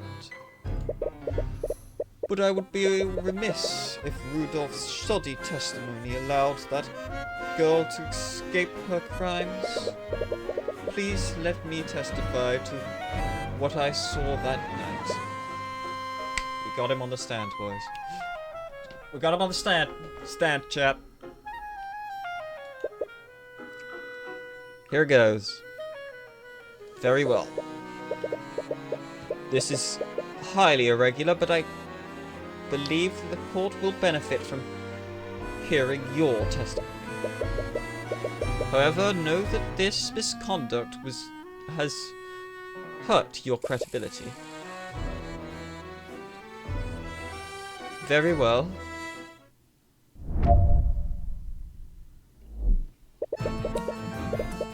Oh, picked up the pace. On the night of the murder, I found myself unable to sleep, so I went on a leisurely carriage ride around Cornhaven. I happened to be passing by the McCoy Tavern when I heard a loud commotion from within the building. Curious, I stopped my carriage and I took a single step inside the establishment. Then I saw the scene inside. I saw the defendant stabbing that poor man twice with her sword. Garrick Pierce, he's a member of the nobility. That means he's probably a mage, right? And he's the only other mage that was there that night. Does that mean... There's no doubt about it. He's the only person who could have left a trace of transmutation on the body. He has to be the mage we're looking for.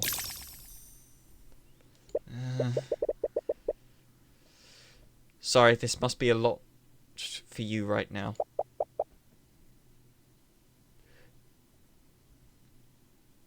Don't worry about me.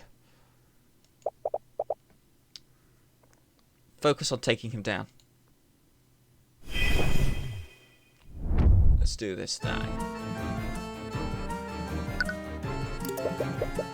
That seems like a strange way to pass the time.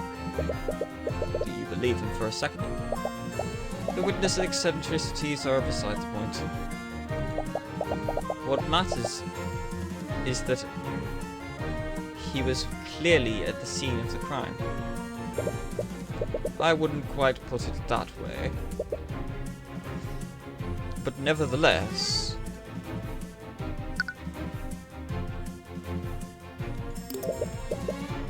I'm guessing this commotion was the argument between my client and the victim.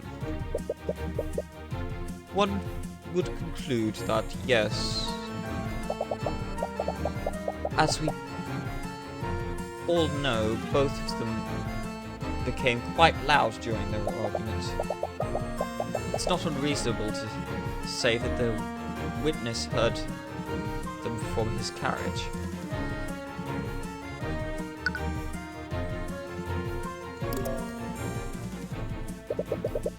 If he was at the tavern entrance, that would mean he was here. Oh, Andy. You saw the entire scene from the tavern entrance.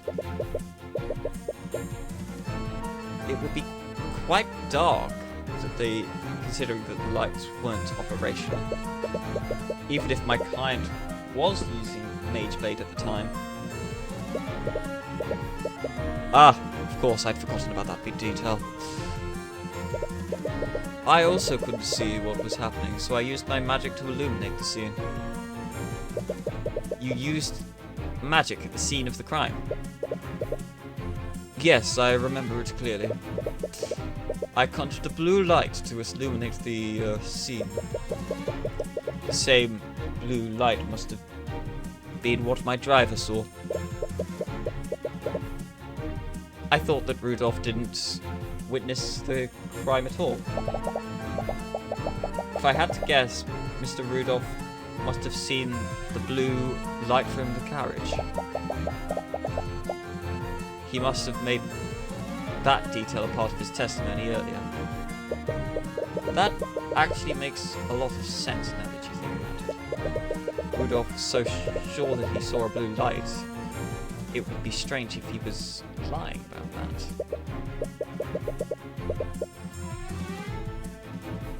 But anyways, which spell did you use to illuminate the scene?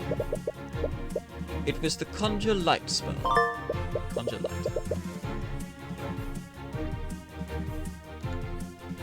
Lock spell.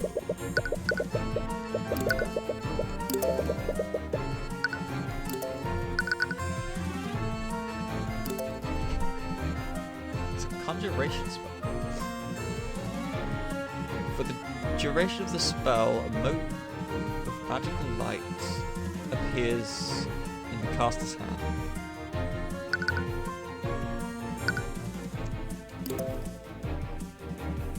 All rather D&D-esque. Yeah. Your Honor, if the witness used magic at the crime, then I'd like for his spell compendium to be added to the court record. I see no reason to invade the witness's privacy over a trivial illumination spell. I agree. The defense would need a stronger reason to requisition. I've never seen that word before. The witness's spell compendium. Right you are, Your Honor. Your witness wisdom is truly fitting your station. Oh, shut up. I used conjure light to illuminate the scene Wait. Alright, hang on.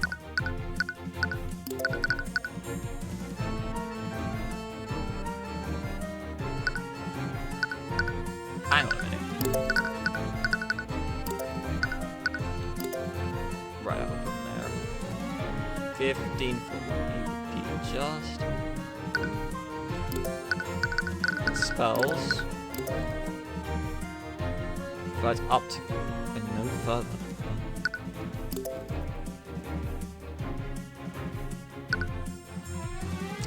We have our. Just to double check, but make sure my math is correct. 1, 2, 5. So yeah, victim and killer are there. Objection!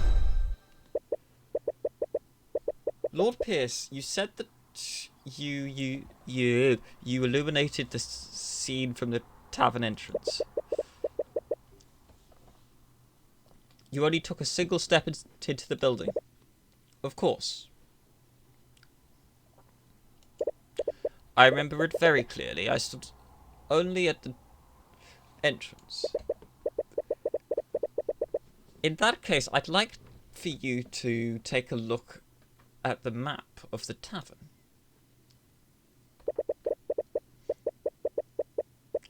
If we take a look at this map, that would place you right here where the W is. Am I correct? Oh, of course I was. I do not know what you wish to achieve by having me repeat that fact. Well, I find it interesting that you illuminated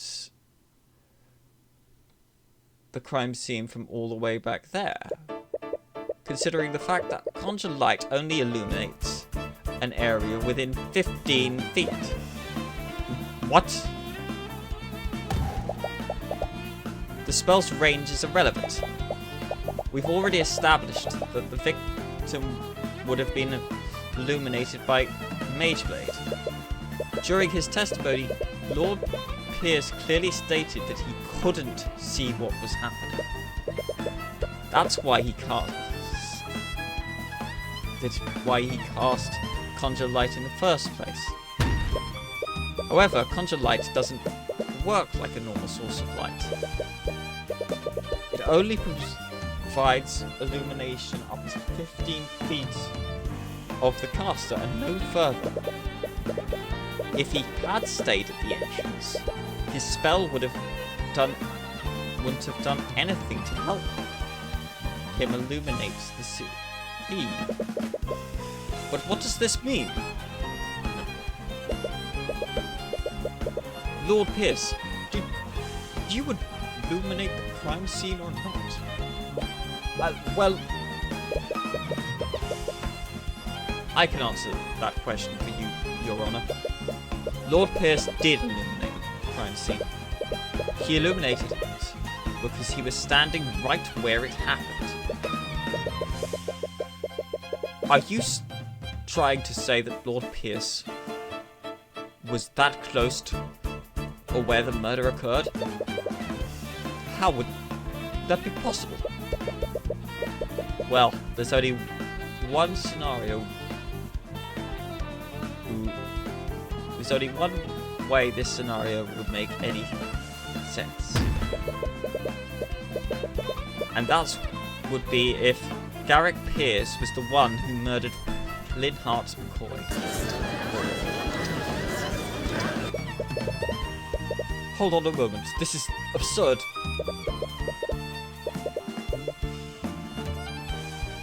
I could have easily used a different spell to illuminate the room. And which spell would that be? Pierce, this name escapes me. I'm not sure which one it was now that I think about it. You idiot. Well, maybe we can figure it out together when we relinquish your spell compendium to the court. What? This is a clear violation of my privacy. Steelwind, why aren't you objecting to this? If you would listen to my instructions, you wouldn't be in this situation. You've made your bed, now lie in it. Steelwind, you treacherous...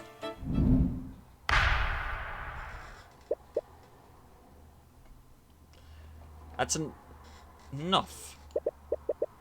It appears the prosecution has no objections.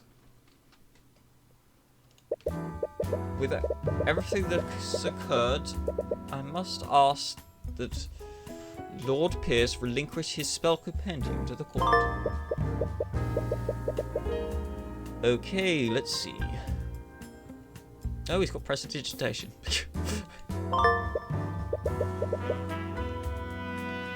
Prestidigitation. The cast creates simple, harmless visual effects. Okay. Conjure water. Well, that's probably useless. Frost wave. It will be immediately frozen.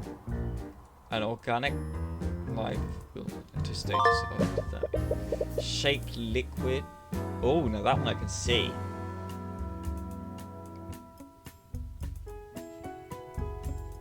Yeah, like an ice sword. Good job, Tyrion. Good job, Tyrion. We got his spell compendium.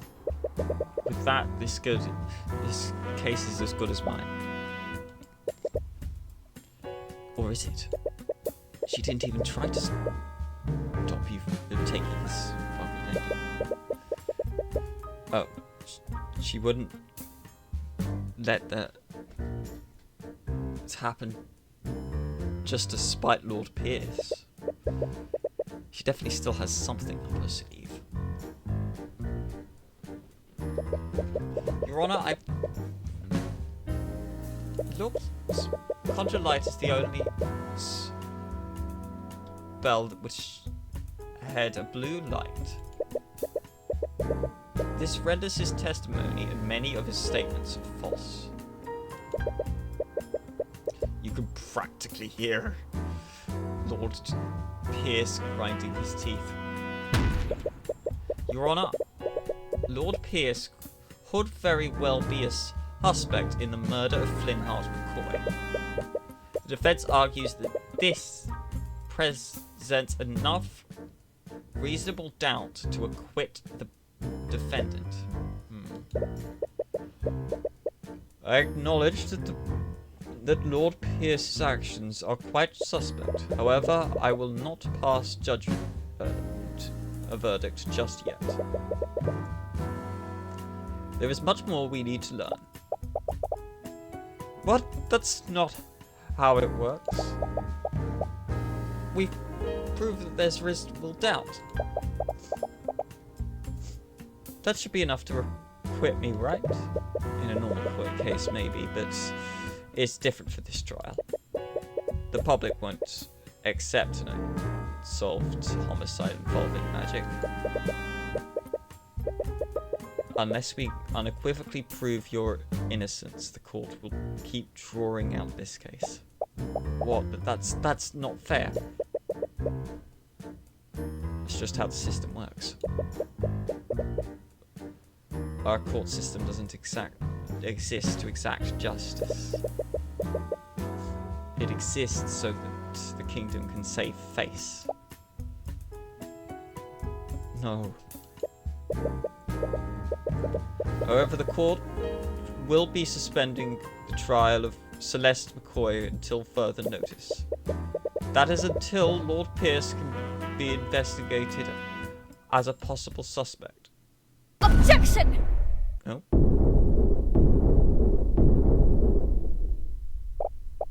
A possible suspect.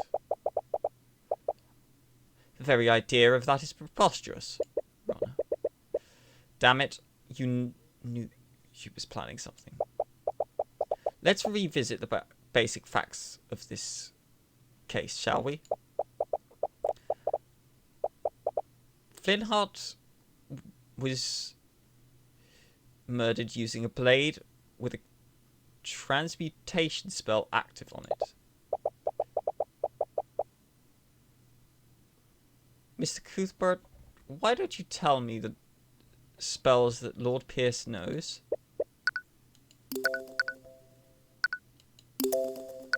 Spells. Evocation. Conjuration. Transmutation. Transmutation. Right, so it's either Frost Wave or... Alright. His spells are Prestidigitation, Conjure Light, Conjure Water, Frost Wave, and Shape Liquid. You realised it too, haven't you? Lord Pierce doesn't know any transmutation spells that could be channeled through a solid object. Well, that can't be right.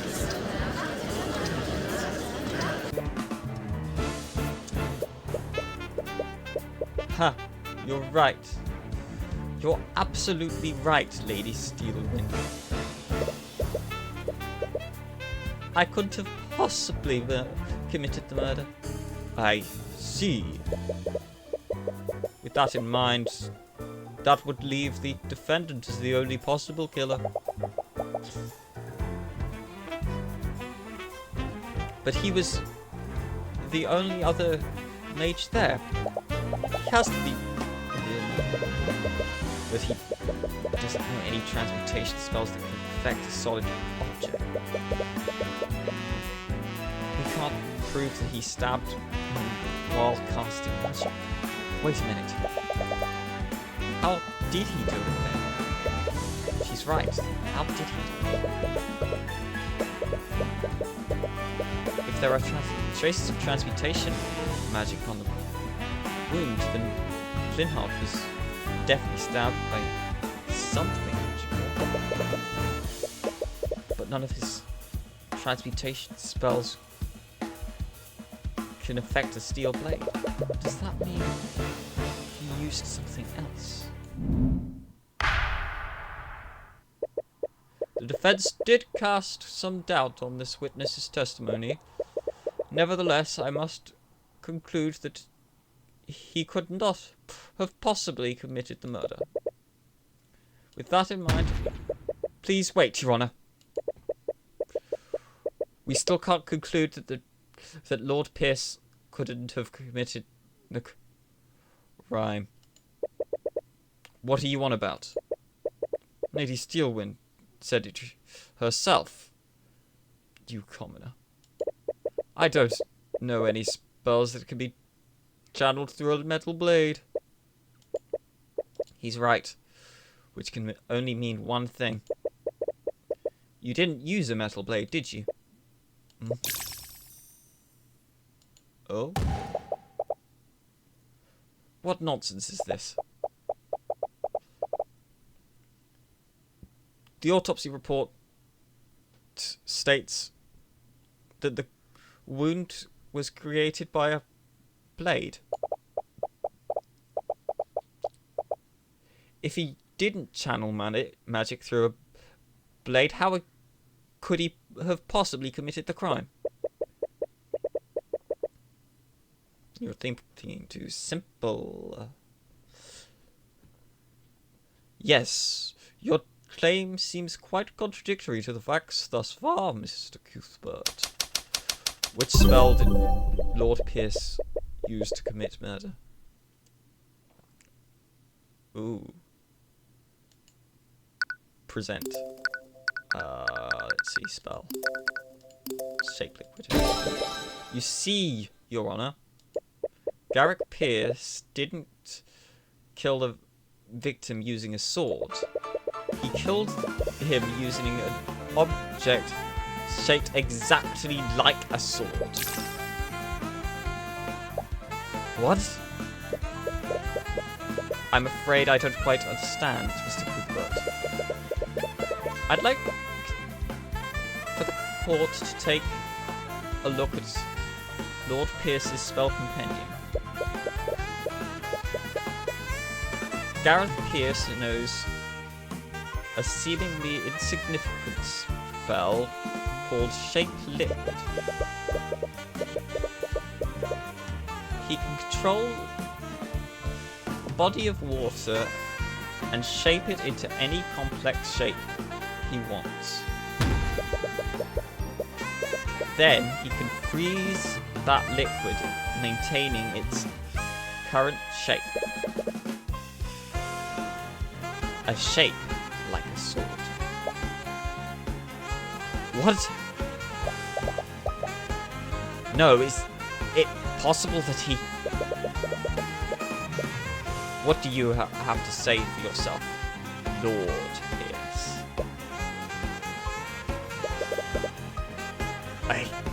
What to say? Pierce's breathing becomes more frantic. He's clearly not used to being put in a corner like this. You can see his stress and frustration emanating through the eye of Horus. You have him now. Time for the finishing blow. Ooh. Arguments. I'll tell you exactly what I have to say. To you commoner. I'm not the one on trial here. We're here because that bastard child didn't know her place. She's just a peasant. Yet she still learned the arcane arts. And look what happened.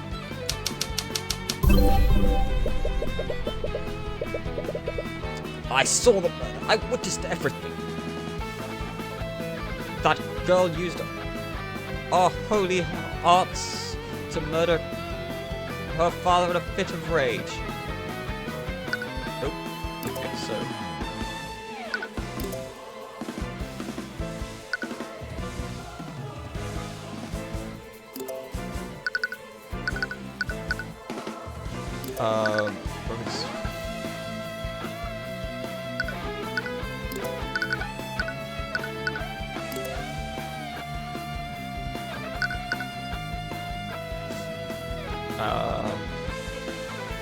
I don't think I can think of this conjure.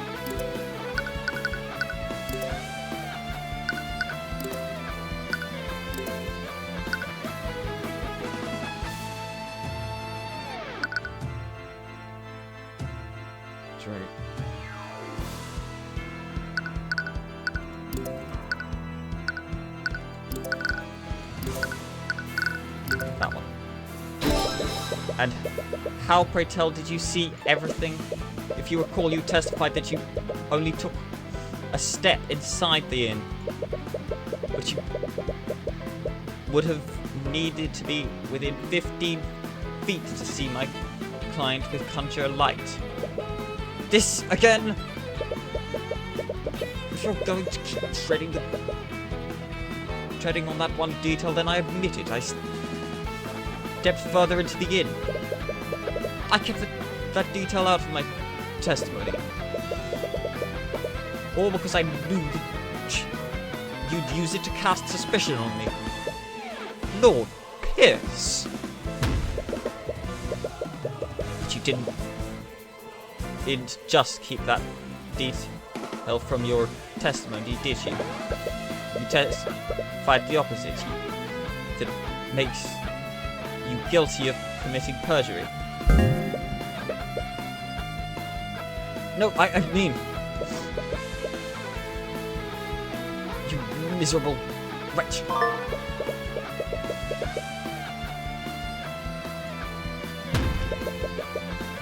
Let's not stop there.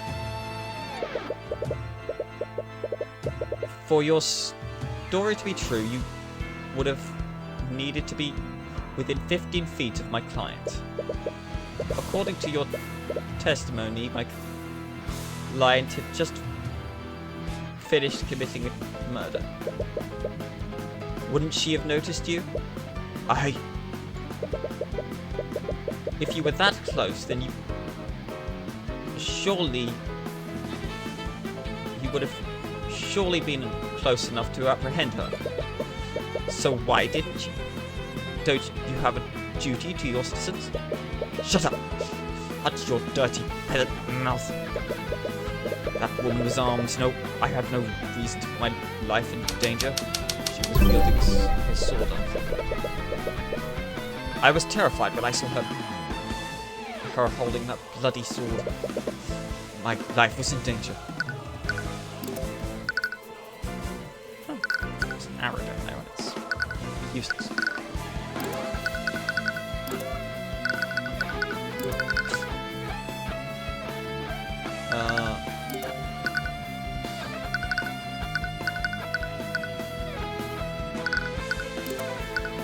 There's the photo, there's the sword in it. But that can't be right, can it, Lord Pierce? This photo of the crimes, he shows that the sword was left in the victim's body. How could she still be wielding her sword if she left it there? What? Damn you! Damn you! Steelwind, why aren't you saying anything? What? Prosecutor Steelwind has lost her usual air of confidence. You find it strange, though. Even when you had the advantage, she always maintained her usual grace. Lord Pierce, please pull yourself together. How can I remain calm when this charlatan is trying to frame me? This is a complete travesty of our justice system. Came here to reveal the truth of testifying. And what am I going to expect? Like slander from some lonely defense attorney?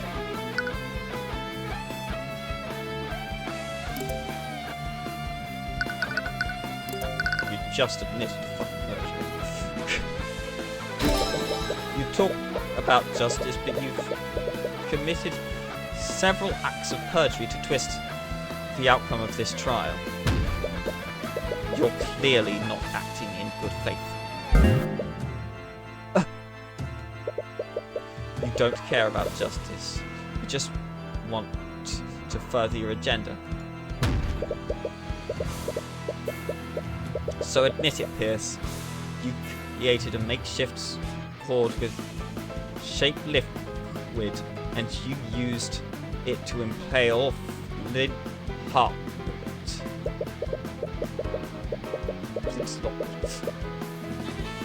You shoved my client's sword into the wound while the remnants of the real murder weapon evaporated. It was a perfect crime, wasn't it?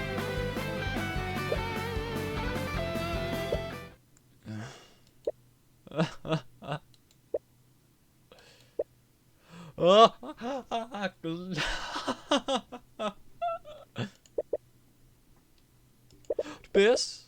My apologies, Your Honor. It's just I realized something absolutely hilarious.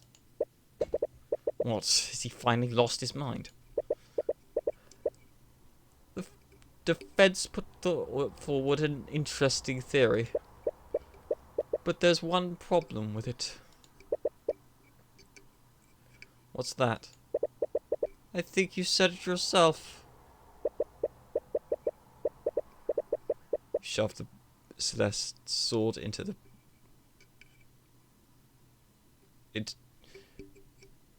into the wound while the remains of the real murder weapon evaporated. It was a perfect crime, wasn't it? You see, it would have been a perfect crime. Because any evidence to support that theory would have evaporated with the frozen blade.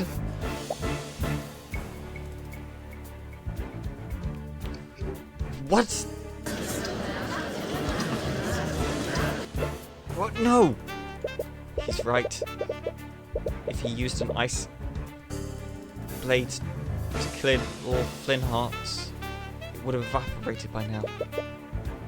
Then that means there would be nothing left of the murder weapon. You've spun quite the tale here today. But in the end, you don't have a shred of evidence to support it, do you? You have nothing on me. Isn't there anything we can do? You become quiet. Why isn't he saying anything? Is it really hopeless? But all it takes is one expression of this. Any worry she has disappears because she realizes the expression on your face.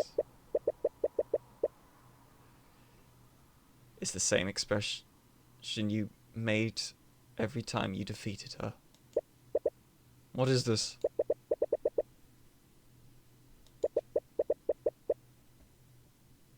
You won't change the fact that you've lost. I despise people like you. You twist the system to serve your own ends. You trample on the lives of innocent people. But as long as I'm here, I will never let that happen again. Naught can remain concealed. Empowered Eye. Ugh, what did I just do?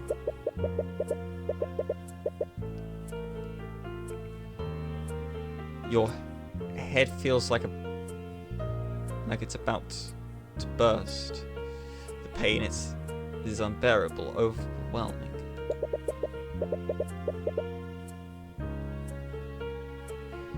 You feel an extreme sense of clarity, as if you can see more than you could before. I can't believe that peasant pushed me this far. Once again, you see Pierce's thoughts through the eye of Horus. But this sensation feels different, like how it usually is. The more intense and potent this time. It's almost as if you could do more than just read his surface level thoughts. Empowered Eye. You've activated Empowered Eye.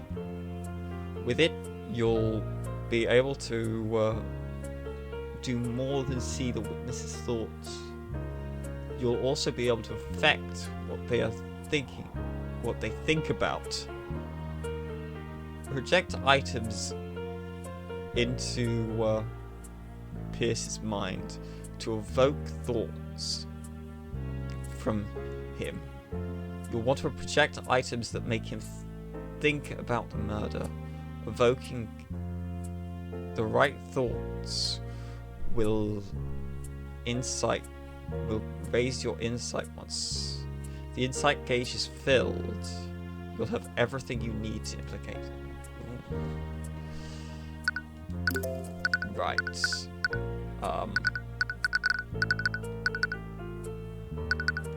Well, the crime scene picture would. Even now, that image is still lingering in my mind. I didn't expect this experience to have such an effect on me.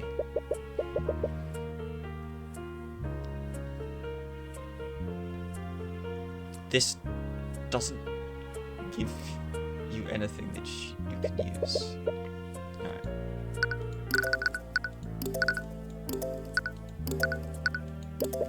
After all the trouble I went to, I can't believe that lawyer figured out the spell I used. Well, no matter. It's not as if he has any evidence to prove that I used it. I'm lucky the old fool had the bottle of water with him. Bottle of water. Wait, a bottle? Well then. As riveting as this has been, it's time to take my leave. Now wait a minute, Pierce. What is it now, you wretch? I'll say it as many times as you need to hear. There is no evidence of a liquefied weapon at the crime scene.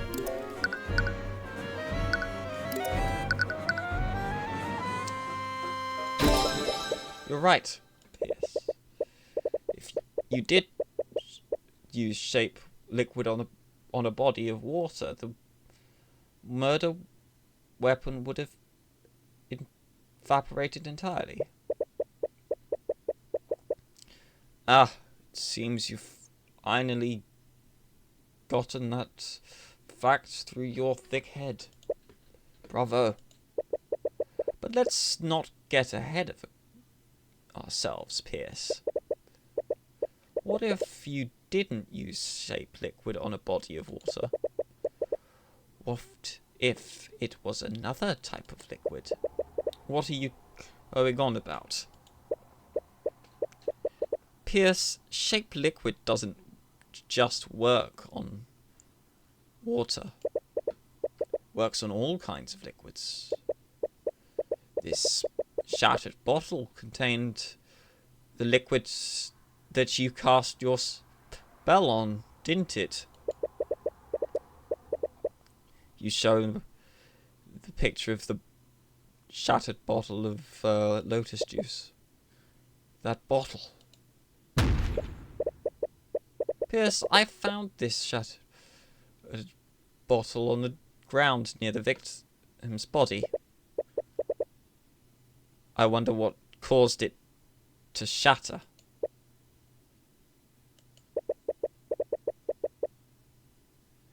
You must have decided to use any liquid you could find. Of course, there's no liquid.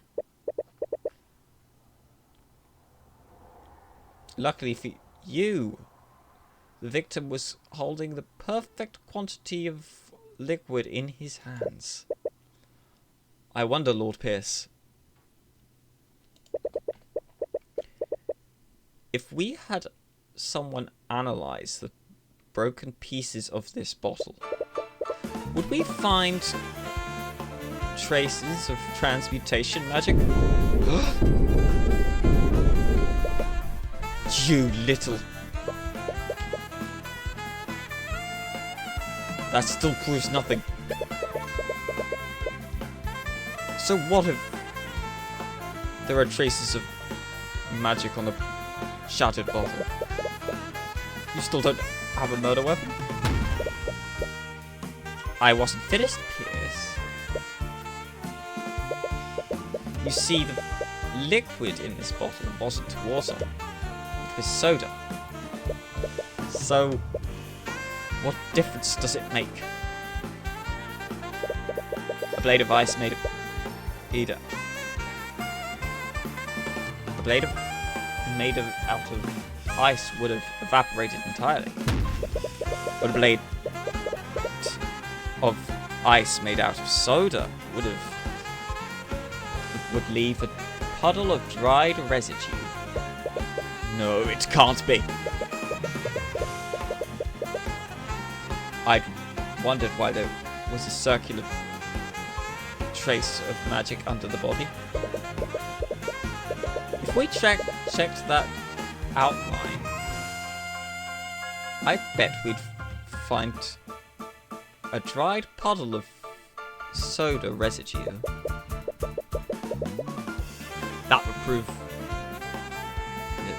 That would prove that you used your magic on that soda. There's your murder weapon, Pierce. And that's checkmate.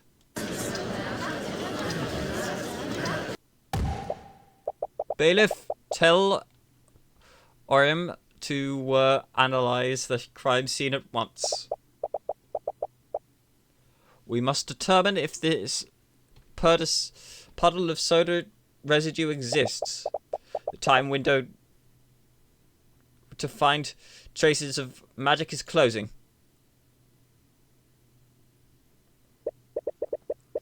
So we had our team search the crime scene for that soda puddle. I really can't believe it, but we found it. In fact, the outline of the dried soda lines up exactly with the outline of the traces of transmutation magic. We checked the broken bottle too.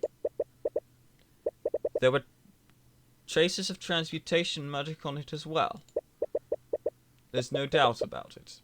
Someone used magic on that soda. I see. Thank you, Aaron. Please escort Lord Pierce back to the stand. Ugh. What do you have to say for yourself, Pierce?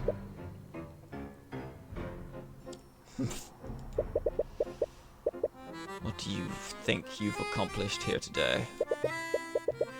Do you really, honestly think you can indict me? I'm an aristocrat from the highest echelons of our society. That fool of a man was an insurgent. He was a threat to society. I did my civic duty by removing him. Objection! Bailiff, please escort the witness to a holding cell. Steelwind? First-degree murder is punishable by execution, Lord Pierce. I suggest you remain silent, lest you incriminate yourself further. You can't be serious. Shut your insidious mouth. Well, what are you waiting for? Take him away? Yes. Take him away at once. I can't believe it. We actually won. Tyrion, it's all she can do to hold her back her tears. You don't need to say anything, your face says it all. Thank you. You've more than exceeded my expectations today. Miss Timora. I'll be honest. When I realized the word of weapon evaporated, I thought the case was shot. I can't believe you were able to turn that around. It was just luck. If he had used water, we would have been done for. It had nothing to do with luck. You were able to deduce which liquid he used. And you did it by looking at a few shards of glass. Your skills of deduction never cease to amaze. That's not exactly true. With Celeste there, you can't tell her about her new ability. You all are quite lively. There's no need for such hostility, though I wouldn't expect any less from the Hound of the Eye Taker.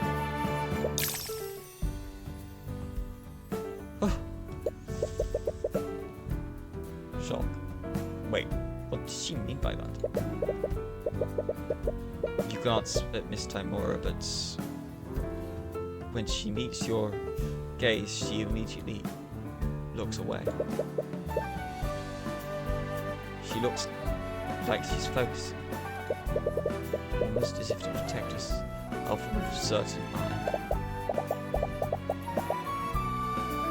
I must admit, I was hoping to test my blade against you directly.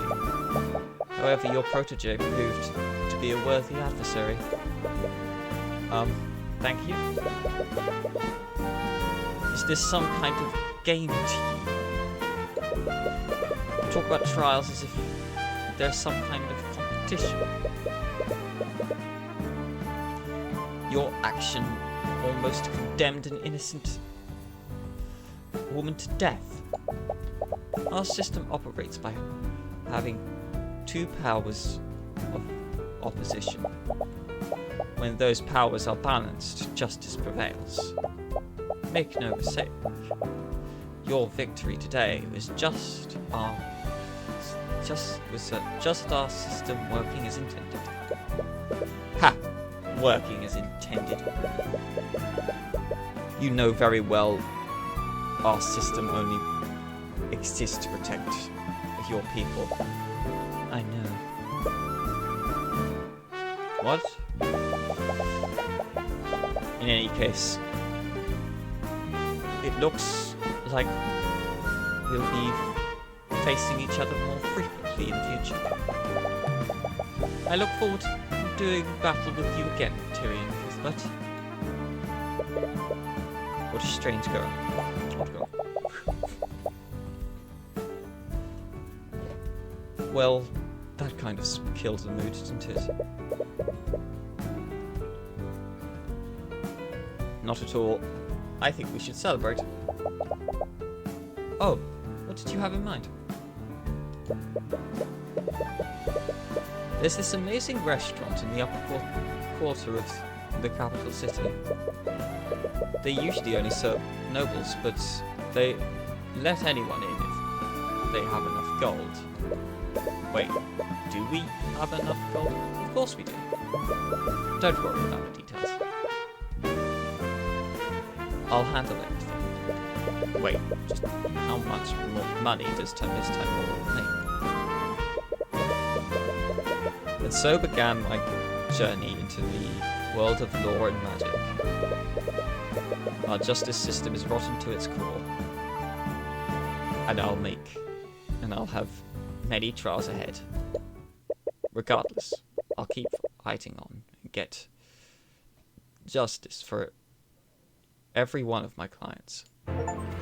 Episode end.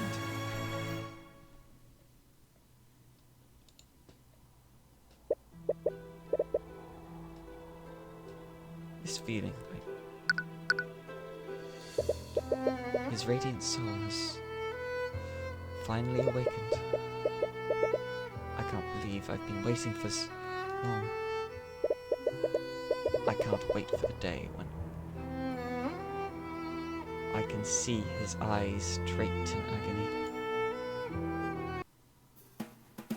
Ooh.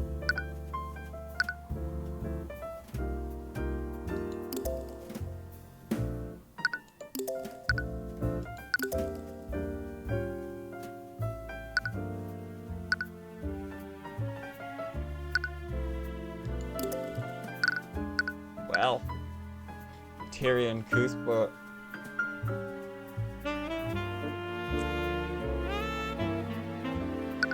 Well, that's Tyrion Cuthbert case 1 complete.